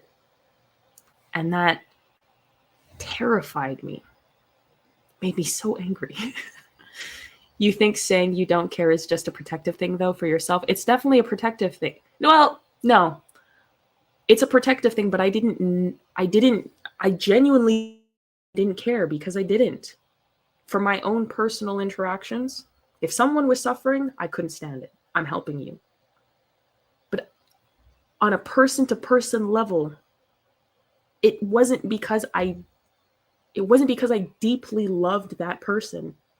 It's because I knew what happened to them was wrong, and maybe I had experienced it and I hated it, so I did it for them. Because I couldn't stand the evil. I hated the evil more than I hated interacting with people. And my father, growing up, raised me to do the things that I hate doing. So if I didn't like doing it, he was like, you need to do this. If it was for my growth. Oh, why do I have to do this? My friends, they don't have to do any of this. I'm not your friend's father. I'm your father. And I need to make sure that you succeed in life. So yeah, go out and shovel the snow. Come on, let's go. Or come on, go get a job, you know? And go get a job. Or Kaysha, call and book your doctor's appointment. You need to go see the doctor for a checkup. Book your appointment. Why are you making me do this? I hate it. That's what I would tell him. I hate it. I don't care. I don't care. It's my favorite word since I was a kid. I genuinely thought I didn't care because I didn't feel, apart from my family, I couldn't really feel, because I went through as a kid being trafficked through the family court system and being like sexually abused. The way that affects a girl, like as a kid, like you just shut off. Like you just shut off. My aunt used to tell me before I went to foster care, I was so bubbly and smiley and happy all the time. And when I came back, I didn't even want to speak to anybody. I didn't want to touch anybody. I didn't want anyone to look at me. And that makes sense. But she didn't understand it back then. She was young too, my aunt. And so like she would get frustrated and stuff. But that led me to, I held on to that throughout growing up. I held on to it because I was an angry kid. I was an angry kid. And I didn't care about anything. I didn't care about anything. And I thought I didn't care about anyone. I used to tell my dad, when I get older, I'm going to do whatever I want. I'm going to go on about my business and be by myself. And then my dad was like, no, you would never do that. You love your family and we love you and you would never do that. And when I went off to move to Toronto, I realized what my father was saying to me in practicality. And again, I only understood it practically. It didn't hit me emotionally. When we went through what we were dealing with, exposing, and I see your comment there, Ben, I'm going to come to it in a second. When we went through being persecuted in early 2020 for being whistleblowers, I understood it then, but it didn't hit me emotionally. Because I was like, this is the world. I knew this was going to happen. Because I calculated everything I thought I did. I'm really good at that. I'm very intuitive. And I calculated almost every potential that I met. Even my sister. Which hurts me, but I predicted the hurt from that, and I predicted it happening. Not to the level that it happened, because I couldn't have known that. I'm just talking about the outcome because women see outcomes. I was just like, man, I knew this was going to happen. I can't stand this evil, blah, blah, blah. What I didn't predict was after all the weight of the evil, coming across one act of mercy out of the blue that would actually touch me. I couldn't have predicted that. Yeah, thumbs up. I don't know if you guys can see the little thumbs up it's making. I couldn't have predicted that. And that spared my heart from breaking. I'm not even going to lie to you. Because in all these moments, like I said, the trans ideology is like an addiction. Like I said in our stream earlier, for those who've seen it. And when you go through a hard time, the first thing you want to do is go back to that. Because it's comforting, it's comfortable. You can hide yourself in it, and it feels good. And I couldn't even do that. But in all of it, I had a father that was pushing me to do the things that I needed to do. And he, which, created the circumstances for my success in the overall picture, and it continues to, because I am well adjusted. But in part, my dad was right. He's always right. Like, I don't know how he sees these things and he knows these things. He has a lot of experience in life. The guy's just smart. Okay. The guy's just smart. He said, one day someone is going to do something that's going to make you feel something. And you're going to change your mind. And it's going to drive you insane. He said that person is going to make you feel things that you never thought you could feel, and you're going to be very angry. They're going to push your buttons in a different way. And I'm not saying this in a very personal way, because I didn't get to make any personal friends along the last couple of years. But I was shocked, and to this day I'm shocked, that God was able to use certain people to touch my heart and soften me and preserve me in the most unlikely way. Like, it still blows my mind, because when I tell you, I don't care was my motto. I don't care was my motto. Like, through and through, my heart, in my mind, was cold. And I didn't care. And anyway, a lot of what I did was automotive. If this happens, do this. If that happens, do this. It was very predictable, because I wasn't allowing myself to feel. I didn't know how.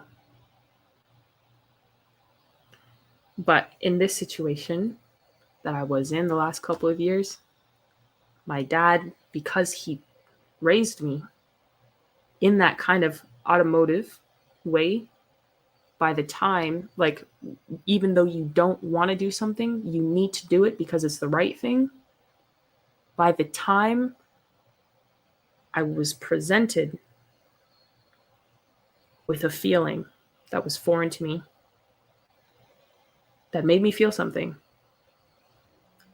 I knew how to handle it and what to do with it, regardless of all the moving pieces around me that I don't understand, because that doesn't matter. It's just, now I knew what to do with myself and how to operate with those around me, and why it was so important to do the things that we did, and how and whatever. And it's important because when you are dealing with women in this issue, women are very, like, internal against themselves. When they start doing things that's outward, it's when you have to be very worried. And anyways, Buck brought so much insight. She spoke about so many things that I so personally dealt with and felt. And women who go through, like, she had an array of, you guys have to go back and look at it. I'm not going to tell you. You have to go back and look at it. When women go through it, a plethora of things, being homeless, forced to exchange sex for money, or, being sexually abused, or all sorts of stuff, being attacked. There's like two ways they're going to probably go. They're going to give it. I didn't even realize. There's like two ways they're probably going to go. They're going to become very deviant, or degenerate, or whatever else, whatever you want to call it. Or they might become very, they might try to shy away and hurt themselves. And a part of that trans ideology is hurting yourself, because you recognize the evil on a logical basis, and you're like, you know what? I'm just going to take myself out, and I'm just going to. And I see that the people that were attacking us the last couple of years were pushing me down that route. Either become super degenerate or destroy yourself. And for me, it would have been an easy decision like that. Because I don't really care about having personal interactions with people, or building that close, intimate connection with them. I'm just not really, like I said, nothing really moved me until last year. And so people who who look at that ideology need to start understanding those things. Wait, you asked a question. I have a friend who recently came out as non-binary and has been going full force with trans allies posts to understand where they're coming from. Do you mind if I ask a question about the trans ideology? Yeah, you can ask a question. Overcoming a cruel world is not easy, especially at a young age. Yes, it is. What hormone blockers do: temporarily pause puberty, decrease dysphoria, give young people time to solidify their trans identity. Oh, that's what they posted. Do not forget to show hospitality to strangers. For by doing so, some people have shown hospitality to angels without knowing it. Hebrews 13:2. I firmly believe God sends angels along the path. Yeah.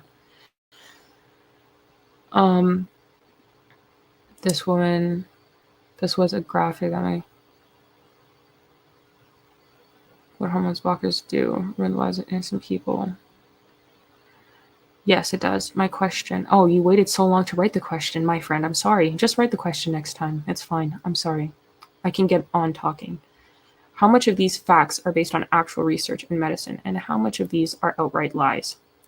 You know what? The medicine that they use, Lupron, is it? To block the puberty of the children is what they use to sterilize pedophiles. There's that. But the fact is, we need to stop looking at the end result. We need to look at how the people got there. And this is why I'm actually telling you what I've been through the last couple of years. It's not like, oh, no, because that I don't care for. What I'm actually trying to explain to you is how women get there and why it's so dangerous and why men are needed. And this is why women get angry. I'm telling you, as a woman who's been through this, this is why women get so ripping mad. I mean, if I could have ripped my hair out the other day, I might have. I don't know. I was so fuming. I think you guys get the point, but I was so fuming. Because a woman in that situation who's that traumatized, a lot of, like Buck said, these women that go through the trans, even the boys, but I'm not a man, so I can't speak of men's mentality, how they get there. But it's still usually trauma. But I just can't explain it because I'm not a man. When women are sexually abused as children, or in general, women see things relatively, what relates to them. This is what I was saying earlier in the stream with the interview with Buck. Women learn things by experience, which is why a lot of women say, oh, well, I have to do this to understand it, because women learn through understanding. I think it's part of why we are mothers and raise children. We are relative to that child. We understand in our experience and relation to that child, which is why a mother can be different with every child to fit their need, right? They don't create the circumstances, but they fit that need by being relative emotionally and experientially with that child. And they learn through that. And when it comes to being abused in such an intimate and personal way with women, it's like a movie that plays through your mind over and over and over again, and it doesn't stop. It never stops. And the only way to make it stop is to have a positive relative experience. And women who don't have good fathers around, even if they do, they might make the mistakes, because women take their own choices. I made many mistakes in my life, which were my own choice.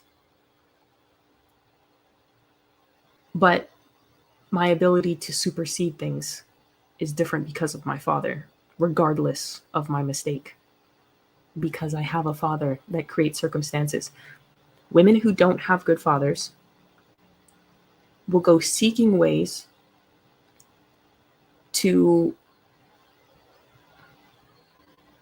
make that movie in their head go away. And it's something so deeply inside of you. It's like you can't wash it off.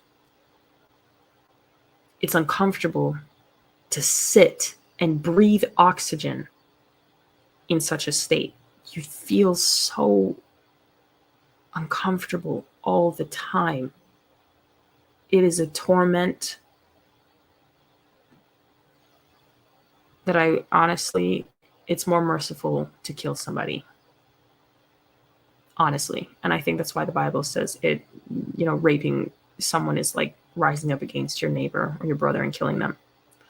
Anyway, they need a new experience. And so they go around sleeping with other people, looking for the positive experience, or going with another man to try and date or whatever, to soothe the pain of the film that sits on repeat every moment of every day that they meet silence.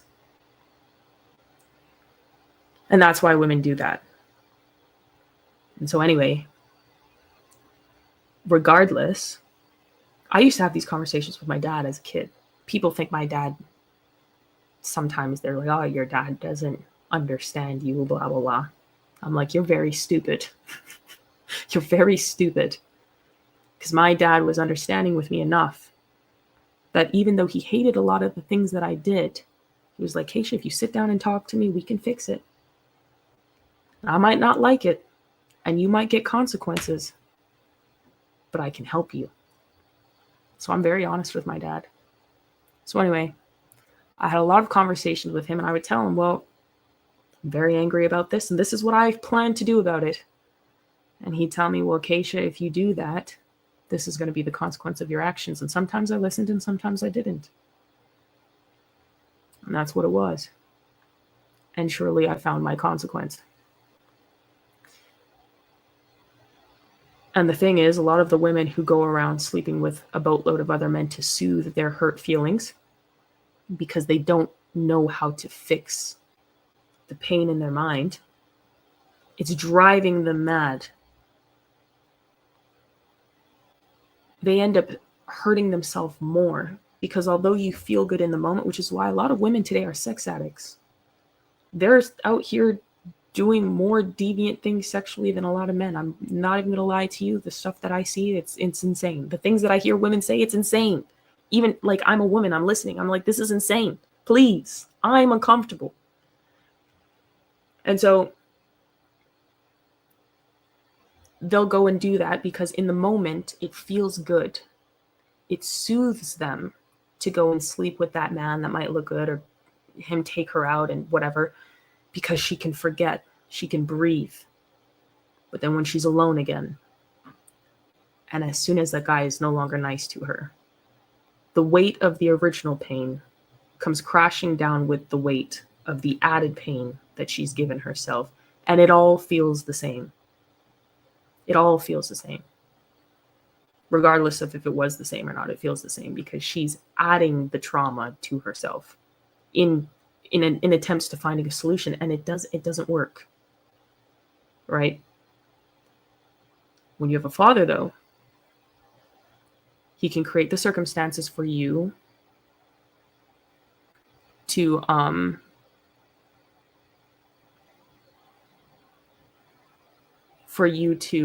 make a change in that. And by the way, let me digress for a second. Guys, if you want to ask questions in the super chats, go ahead.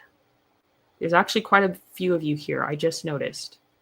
So if you feel like asking some questions in super chats, go ahead. I'll answer your questions. I appreciate.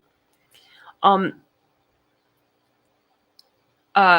yeah, when you have a father, though, even if you make a mistake, he can create a circumstance around you so that you will learn the consequences of your mistakes. You will take accountability for them. You'll understand the who, what, when, where, why, how you got there every step of the way, so that you can prevent yourself from doing it again. And even if you made a mistake, you can go past the mistake mentally. You can go above the mistake mentally. Eventually I got to the point where like my dad helped me so much. I didn't even think of the things that happened to me as a kid. I never went through my days like, thinking about, man, this happened to me. I didn't care. you know, it didn't cross my mind. But there were a lot of signs because I was holding on to so much anger and resentment in my heart that I didn't let go of. I made so many mistakes because I let how I feel dictate my day-to-day endeavors. And I was chasing feeling good. And so I went to the trans ideology. As soon as it became an option, as soon as it was presented to me, I was like, bam, that's me. That's me, baby. A boy brain and a girl body. Alleviate myself 100%, But it was an instant gratification for a long-term suffering. Because everything I did to meet that end hurt me more. And every time I put myself in competition to men in a way that I thought was wholesome, I hurt myself very badly, very, very badly. And I had to take L's. I took so many L's and I swallowed them. And I was like, nah, I can't do this anymore. This is crazy. The L's that I'm taking is just insane. Right? You said OF being a normal thing in society now.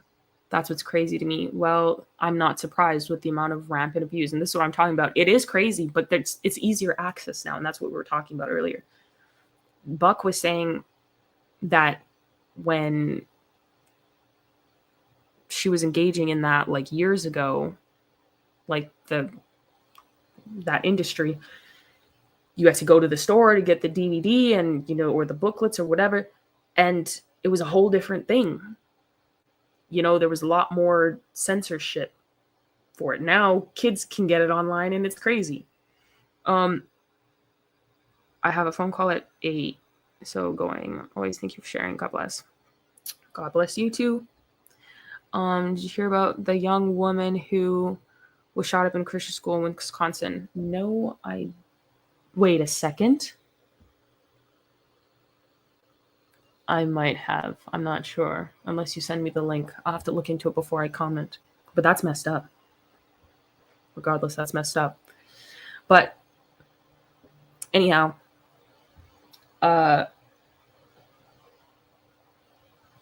we need to start looking at how these things happen. I'm really frustrated with people constantly looking at the end result, because the end result is like, sometimes I say to myself, okay, it doesn't matter how we got here.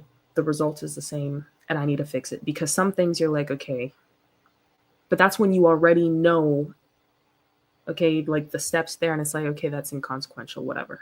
I'm just going to fix it. You spilt milk, whatever, clean it up. Go about your day. No use crying over it. When it comes to stuff like this, though, this is exceptionally dangerous, because these women, they get hurt in these ways, and a lot of them are very smart. Buck is an exceptionally smart person.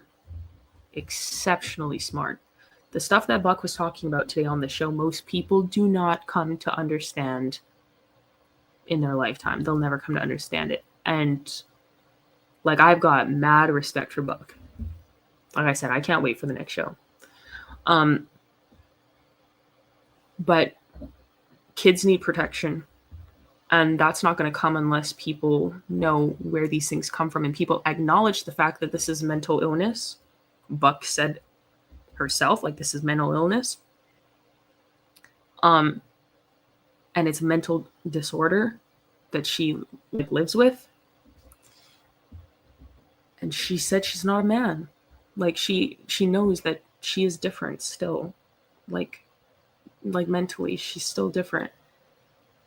And even still, it shouldn't be offered to children. It is something that If an adult wants to do and they want to go about their business and do, by all means. But the natural tendencies of women is being preyed on because a woman in that situation. Now, I'm not saying you can make excuses for your decisions and become an evil person. No. I'm talking about cause and effect because every action has an equal and opposite reaction. And when you put a kid at its youngest, like a very young age, and you introduce them to disgusting things. In Canada, the earliest age that I was going to say socialist. Well, they might as well be. What is that?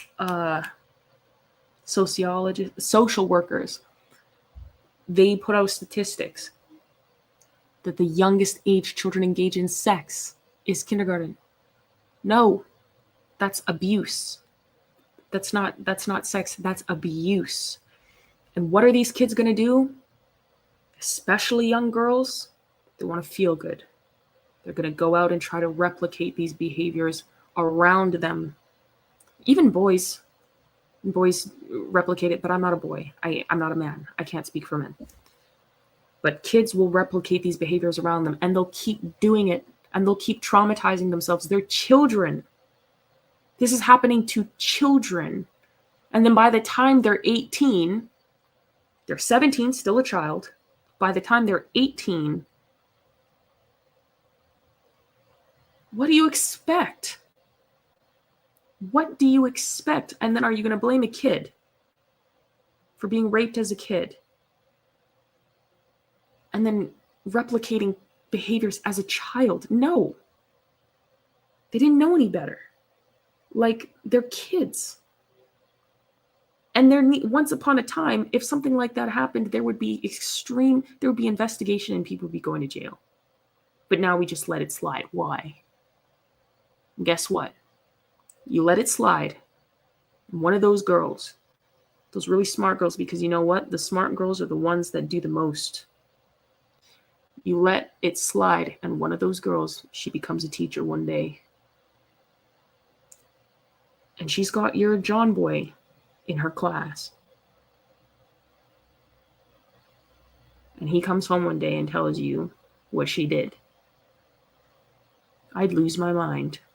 I'm telling you right now. This is what's happening.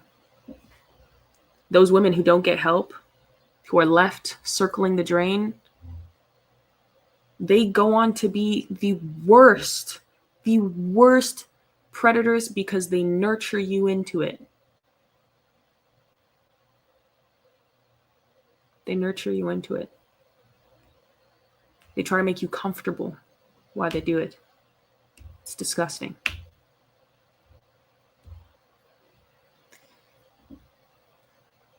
If people care about themselves and their families and their children, they'll do something about this.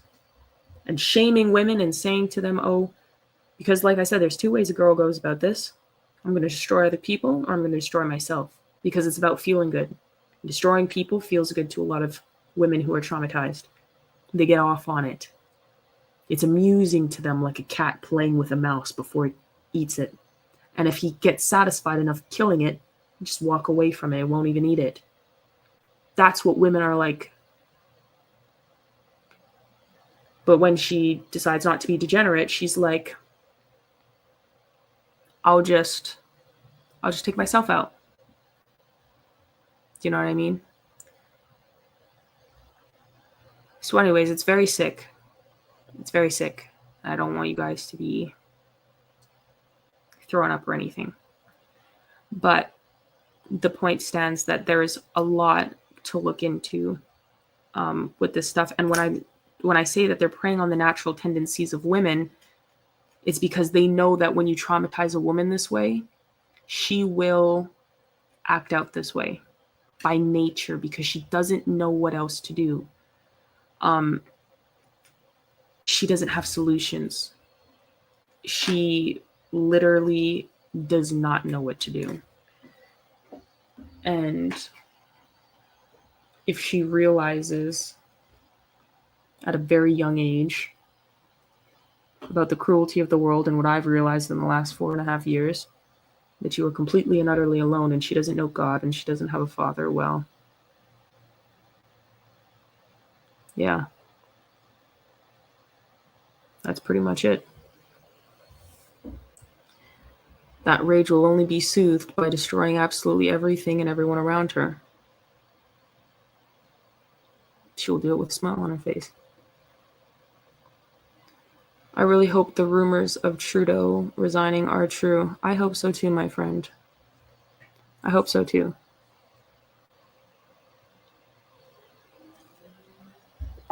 And then we have a bunch of women around the country who are constantly being destroyed by a lot of their own volition by going into feminism.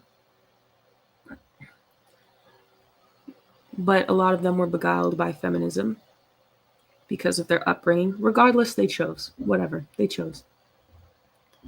We just look at how the government is instituting a lot of these things so that they can get what they want.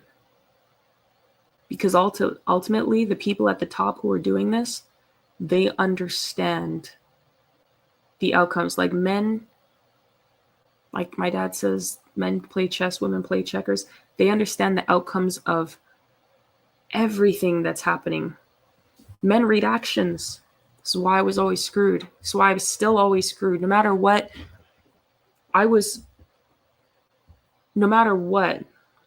I did, the men around me were creating circumstances for me to do what I was doing, because they knew if they did this, I would do that.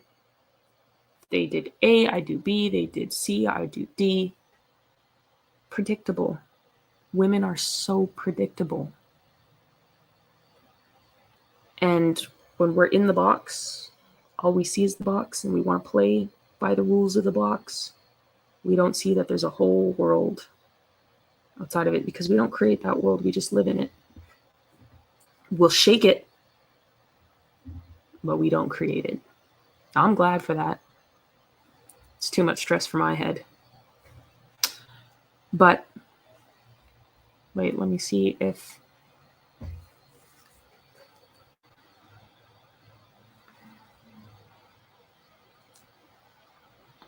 you said, wait, I'm just seeing your comments now, Howie.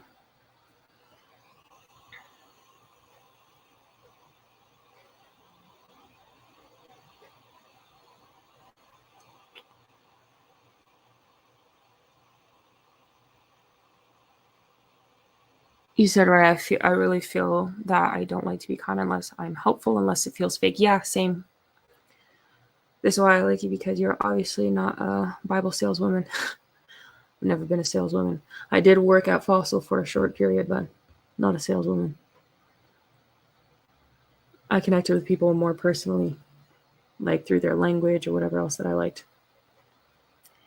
You have beliefs that are contrary to common beliefs. I admire that. Well, grace of God, my Father. Thank you. Yes, I do agree. If I were a woman, this whole thing would probably be much harder. It's easier for me to be alone. People in the street don't want to mess with me because I'm a man. If I were a woman, a beautiful woman like you, I would have to wear an extra layer of anxiety and fear that I don't have to bear because I'm a man. Fair. I don't leave my room. I don't go outside unless I have to. I don't even go outside for walks really anymore. I've talked to some womanizers before, and they try to explain it to me, but basically they play always offense. That way the woman gets used to playing defense. It will start with compliments and genuine love, but quickly turn into criticism of looks, attitude, behavior that keep the woman's self-esteem down, and her ability to be controlled becomes much less of a challenge.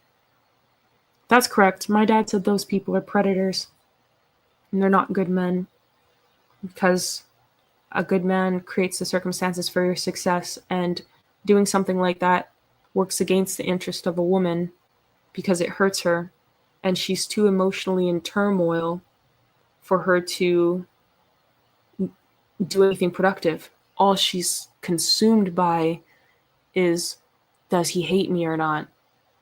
And it takes away from her ability to do anything productive. You can get a lot out of a woman by lifting her up and still giving her constructive criticism at the same time, not just, breaking her down or whatever else. Um, I don't understand men like that because my dad never done anything like that to me.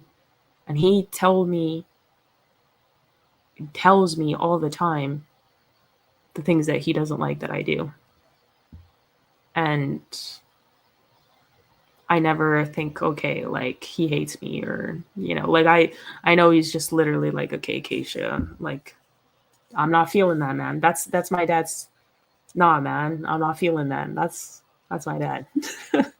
Nah, man.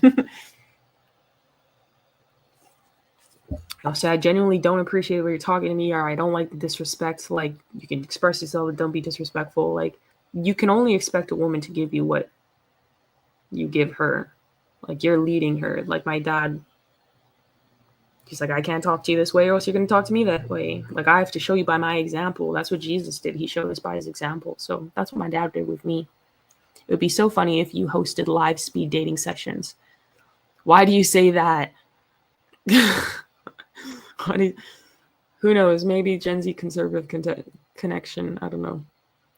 Working as a prison guard is crazy. It's like you're a hell hall monitor. You work as a prison guard. And what kind of facility?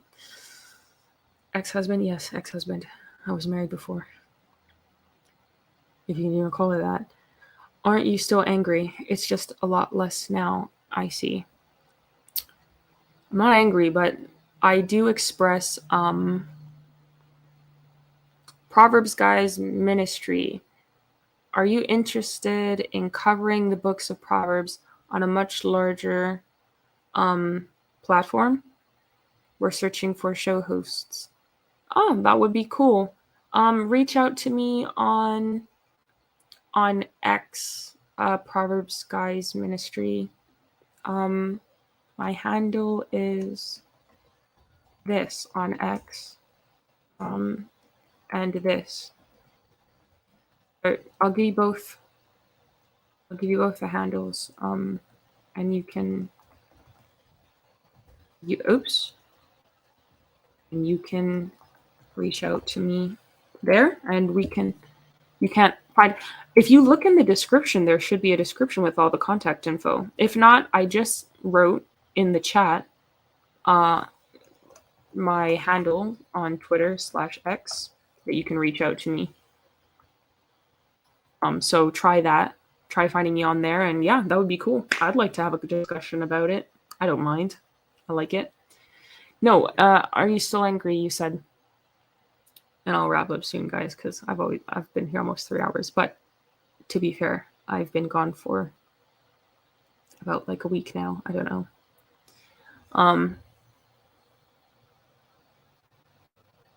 No, I'm not angry.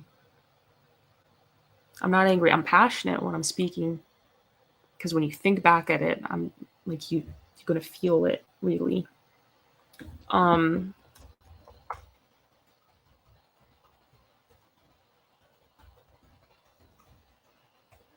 Proverbs Guys Ministries. I also put my email there in the chat. 0121. You've sent a blank comment, or at least I don't see it. I don't see the comment. Sorry. I'm not angry still. I actually feel really good.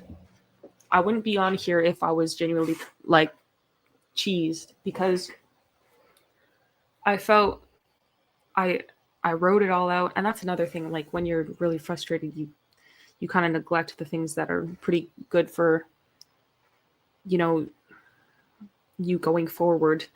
And I wasn't writing anything because, like I said, I had to think about it. Oh, yeah, you're a Brummie. I forgot. 0121. You're Brummie.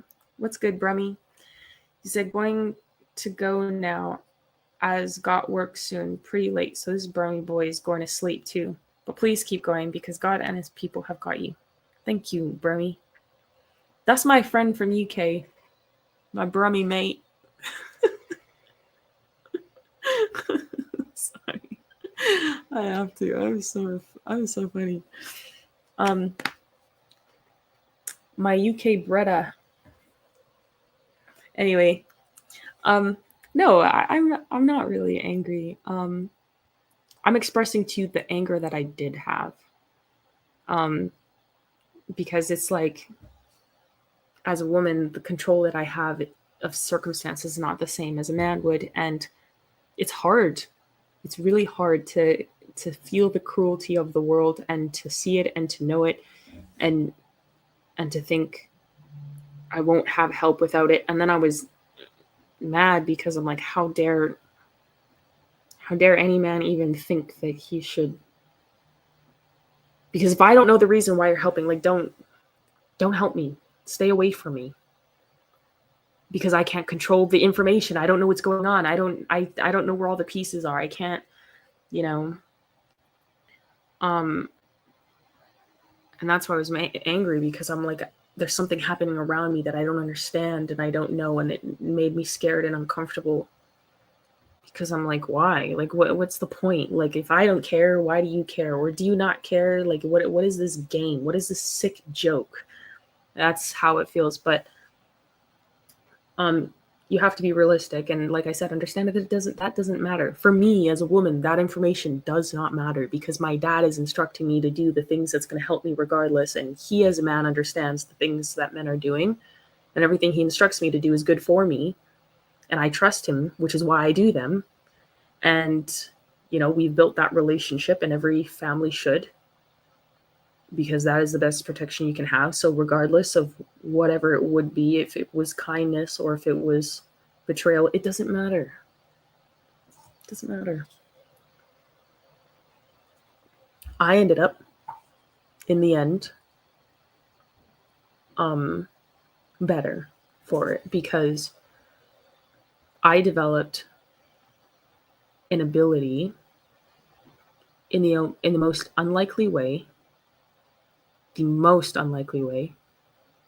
to feel things that I never thought I would feel, that I never thought I would open myself to feel, that I never thought I could feel. I genuinely thought I could not feel certain things. But my dad always told me, no, Kaysha. He always, like, I tell you guys all the time, I'm stubborn. My dad tells me, and I just don't listen. I don't believe him sometimes. I'm like, no, man, because I can't see it. I can't see it. I'm like, no, like, this is not possible. I'm telling you. And I'll tell my dad, you don't understand what I'm saying to you right now. And he's like, no, I understand. You don't understand. You're telling me something I'm not telling you. You're telling me something I didn't ask. And I'm like, what are you talking about? Well, I learned. He's just like, you know what? You're just going to have to find out. And I'm like, I'm sure. I make my bets and he makes his. And I get screwed. I don't get screwed. I get better. But I lose. I lose more than I win with my dad. But that's a good thing. I'm glad. I'm very glad for that. Said, I emailed you, sis. Thanks. Look forward to hearing from you. God bless. Thanks, man. Appreciate it. And I'll take a look at it later with my dad. See what we can do. Yeah. And I end up, at the end of it, I'm glad for everything that I experienced, because I kept my purity. I kept my innocence. The stuff that my dad did to push me to keep going in situations that I didn't want to. Sometimes I would be yelling, I hate this. I hate what I'm doing. I hate the situation. I hate how these people are treating us. It's not fair. It's not right. It's like, Kaysha, doesn't matter. It's not the point. By the time I had the opportunity to feel what I thought I would never feel,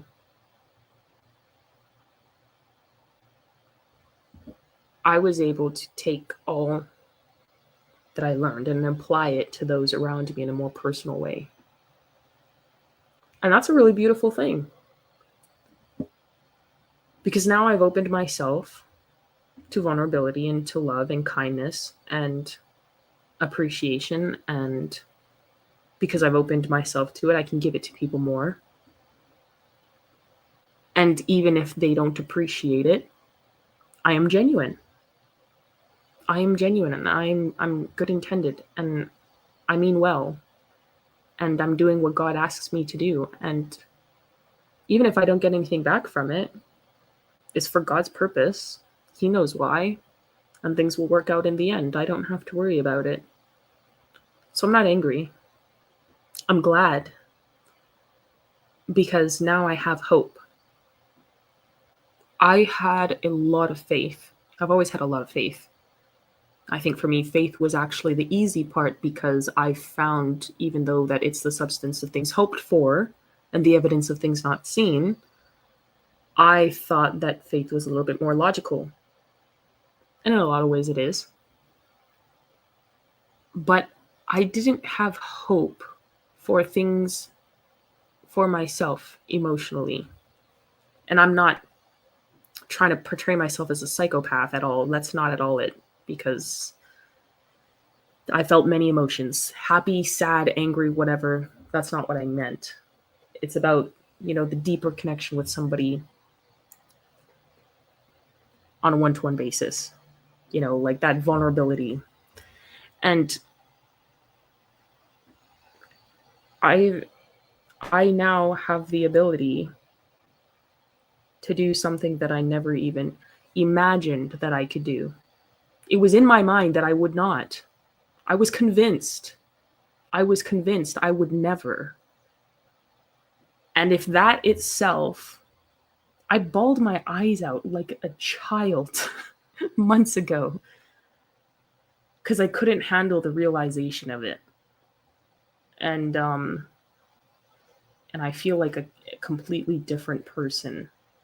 I've opened up the door of many possibilities for myself and my ability to work well with others and understand them and appreciate them. And I'm grateful for that. Everything that's come out of this, regardless of how bad it's been, I've come out better. I've come out stronger. I've come out wiser. I've come out more patient, more mature, more compassionate, more long-suffering. Granted, I do get angry easily sometimes, I'm not going to lie, but nevertheless, I'm a better person for all of it. So, am I angry? I was angry. Am I angry now? No. Doesn't mean I'm not going to be angry in the future. I might get angry in the future here and there. I'm a woman. I'm a human. Anger is something felt by everybody, but it's about how I respond to the anger that matters. And now I understand that how somebody responds to me, I knew logically before, and I understood this very deeply, or else I would never have gotten where I was today. I understand that how someone responds doesn't matter. But for my own personal progress, I'm getting to a point where I'm getting in a good routine where I'm just going regardless. It doesn't matter how I feel. I'm doing it regardless. And I like that. That feels good. In the moment, it doesn't. But over the long stretch of time, when things start to really progress, I'm like, yes. Yes. Because it's more power over myself. I'm angry when I feel like someone else has power over me. And that's what the anger does. Anger makes someone else have power over you when you need it over yourself. And then that person controls you. Like you said, like it starts with genuine love and kindness, or whatever the words you used were. Sorry. And then they start criticizing in a way that makes a woman feel bad about herself or whatever. And then because she's so focused on that, it destroys her. Because women see what's in front of them. I want to get to the point where none of it phases me. I'm a human. Like, yes, I feel it. And this is what my dad used to tell me all the time. Kaysha, you need to learn how to process in real time. There's a lot of things that I do. There's a few things I can work on yet. But process emotions in real time so that you can adequately deal with them. You know what's going on. You know where it's coming from. Okay, good. Now put it to proper use. Because it doesn't matter. Nothing even matters to me. So you get the point. You get the point. Trials and tribulation makes you better. doesn't make you worse. It makes you better if you let it. Because even all the bad things that happen to you, the people, they're all teaching you something. Every single one of them. And like I said, I won the last situation, really. I won. But I had nothing to be angry about. I was angry about myself. Why is this doing this? You said that's true. Yeah, it is. But with women, it's a harder pill to swallow that if I don't secure the kindness and grace and mercy of a man one day, then I will be screwed. That is what causes a lot of women to retreat, because they're so scared of the pain and suffering that they dealt with in the cruelty of the world. They would rather retreat to the trans ideology, which is what I did. I chose to retreat anyways, and not an ounce. And like I told you guys before, it didn't stop men from liking me. And my dad was like, well, Kaysha, you're a feminine girl. You're not masculine, and you still have a very feminine face and everything. Like, you weren't really fooling anybody. Like, I get it, but, but still, that didn't move me. I was retreating, but I've gotten to the place where I won't retreat. I can't retreat because I understand the depth of the consequences. If more people understood the weight of consequences of what their actions were doing, they would not do it. They would run from it.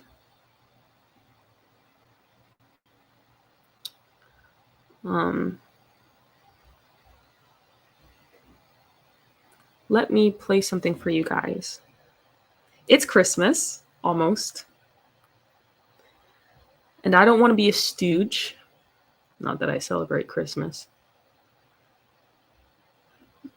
But I have a gift for you guys. 2 gifts. We are in the gold age from Trump. And so I have 2 extravaganzas for you guys, so to speak. All right. Hopefully this goes well. Actually, matter of fact,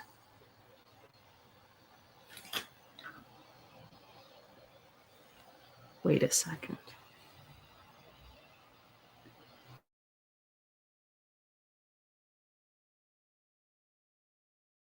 Donald J. Trump is officially the next president of the United States of America. While millions of people are rejoicing in victory, thousands of others are still concerned about their savings.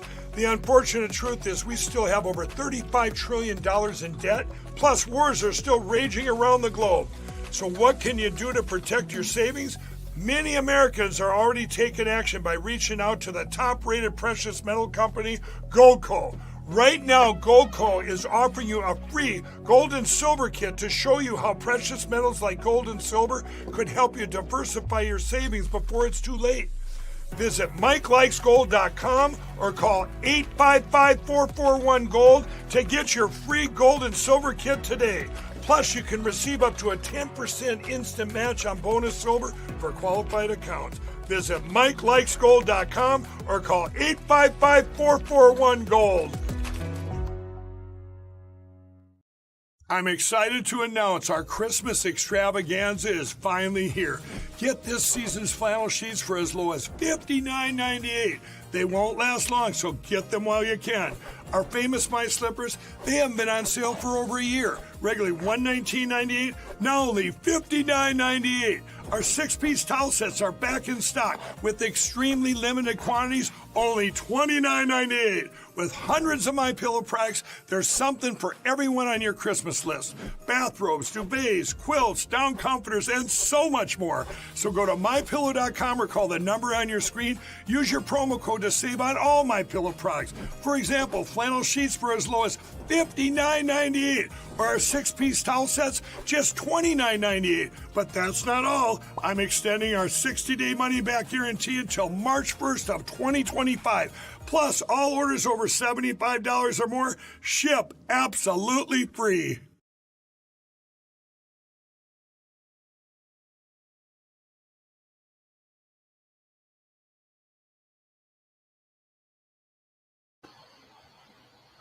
That was on the tail end.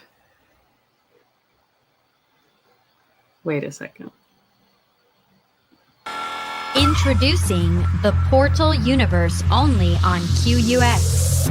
This is America's first super app. Easily build your portal, share and monetize video content, live stream, products, music, apps, and more. Engage in live chats and private video messaging. This isn't just a TV box or streaming device. This is your social television console. Become a merchant without any setup or monthly fees. Buy and sell using QUX tokens for private and secure encrypted transactions. You control the ads you watch. You control the content you see. You have easy access to products and services you want, all at the press of a button. QUX brings people together, enhances fellowship, community, and networking capabilities while protecting privacy like never before. Don't wait. Get yours before the sale ends. Go to QUX.tv right now and order your QUX TV box today. Be part of a new digital frontier.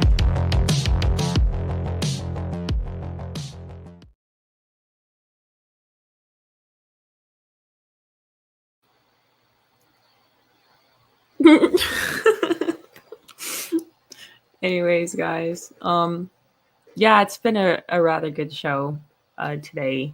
I appreciated the Bible reading with you guys, and I think my hair is cute today. I don't know if it feels like a little lopsided. I don't know, but it's cute. I've had fun today. Find time to smile and be happy regardless of what happens, and it's rough, and you won't really know like why or how or when or whatever, but God is looking out for you, and it will come in the way that you least expect it. We need good fathers, and this is also why silence. Why, and there were so many times that I was genuinely angry. Like if you guys can see when I'm angry, like genuinely fuming, like a lot of times I would just walk away. And my dad is like that too. He taught me that. But he said, Kaysha, one of these days, you're going to feel something for someone or with someone or whatever. And you're going to feel very, very, very, very different. And that it's going to be a lot harder to contain those things. You need to, be careful and whatever. I need to send some scarves to my mom. I'll use that code. Yeah, the code is Karis. I'll send that to you. Said my phone call was shorter. Oh wait. My phone call was shorter than expected. So hello again. Hello, Ben. No, like we need to be wise in what we say and how we approach situations, and take time to really deliberate on how to approach things, and not let anger get the best of us. Like silence is golden. And I'm glad, because many times throughout this last couple of years, I wanted to say so many things. I was so angry. I wanted to say so many things that I could have. But I kept my silence. And I'm glad, because now that I'm seeing the whole picture, I can appreciate it for what it was, because I didn't go around burning bridges, or just because I was angry in the moment. And I didn't go around doing a lot of things that would have been far less than palatable to my success because of my mouth. And even still, there's much work to do. I cannot lie. You know, and if I ever do have any frustration in the future, I know that the frustration would be counted for myself, because I'm only recognizing, okay, well, I have something that I need to fix, or I have something that I need to work on, because I want to be better. I want to be happy. Not necessarily happy. I don't care for happiness. I want to be content. And I want that contentment to radiate out of me and permeate from me. And that's only possible if I release the frustration. And I'm someone that can't hide my emotions very well. My thoughts, maybe, like, people always tell me that I'm mysterious, but I'm like, are you really looking at me? Because my face, like, when I'm frustrated, I'm like, or like, my dad says, like, I have the same pouty face since I was like a kid. So I don't know, like, he's like, some of the faces you make are the same, like you were 2 years old, like when I'm angry, like the same, like you said, your eyebrows and lips go the same. And I do. So you can see on my face that I'm frustrated or I'm angry, and it's very hard to hide. But the things that I'm doing, a lot of people, don't necessarily understand. So, in the way that I speak, I have to be very intentional, and that's important. Being intentional in the way you communicate with people. And I've been communicating with you guys for about 3 hours now, and I'm sure you're tired. And I would like to rest a little bit myself. But I just want to make it clear that, more clear, I guess, than I already have for the last 3 hours. Intentionality saves a lot. And you will find, even if you hate in the moment being intentional, and there were so many moments I hated the intentionality, when the time came for me to experience an ounce of grace that would touch me the way that it needed to, and the ball to continue rolling in that direction, I could deal with it appropriately. And now that everything has come together in a more full circle sense, regardless of what it was, I know that God was protecting me. He was looking out for me. He loves me. He was there for me when I was in the trenches, just him and me and my father. And I can appreciate it wholeheartedly for what it is now. I don't have to have any resentment or anger in my heart, like, why this, why that. It doesn't matter, because God did it. And he made me softer for it. I'm just glad for the experience, to be fair. I'm like that, though. I'm always just glad for the experience. I'm just glad to be here. I'm just glad. I'm glad to be here. I'm glad that I can smile. I'm glad that I can laugh. I'm glad that I can share these moments with you guys and talk, even as robotic as it may be sometimes. Or silly or whatever. It's fun nonetheless. So anyway, thanks guys for tuning in. I will be back at this more often than not. I can't promise you every day. I shouldn't make promises that I don't know that I can definitively keep. But I will do them as often as I can. Be it morning or afternoon. I will find the time. Because I enjoy this. So anyways, stay encouraged and stay blessed. And cool that temper. Find some peace. Find God. You won't regret it. Not in the long run, at least. Anyways, I'll catch you guys in the next one. Ciao.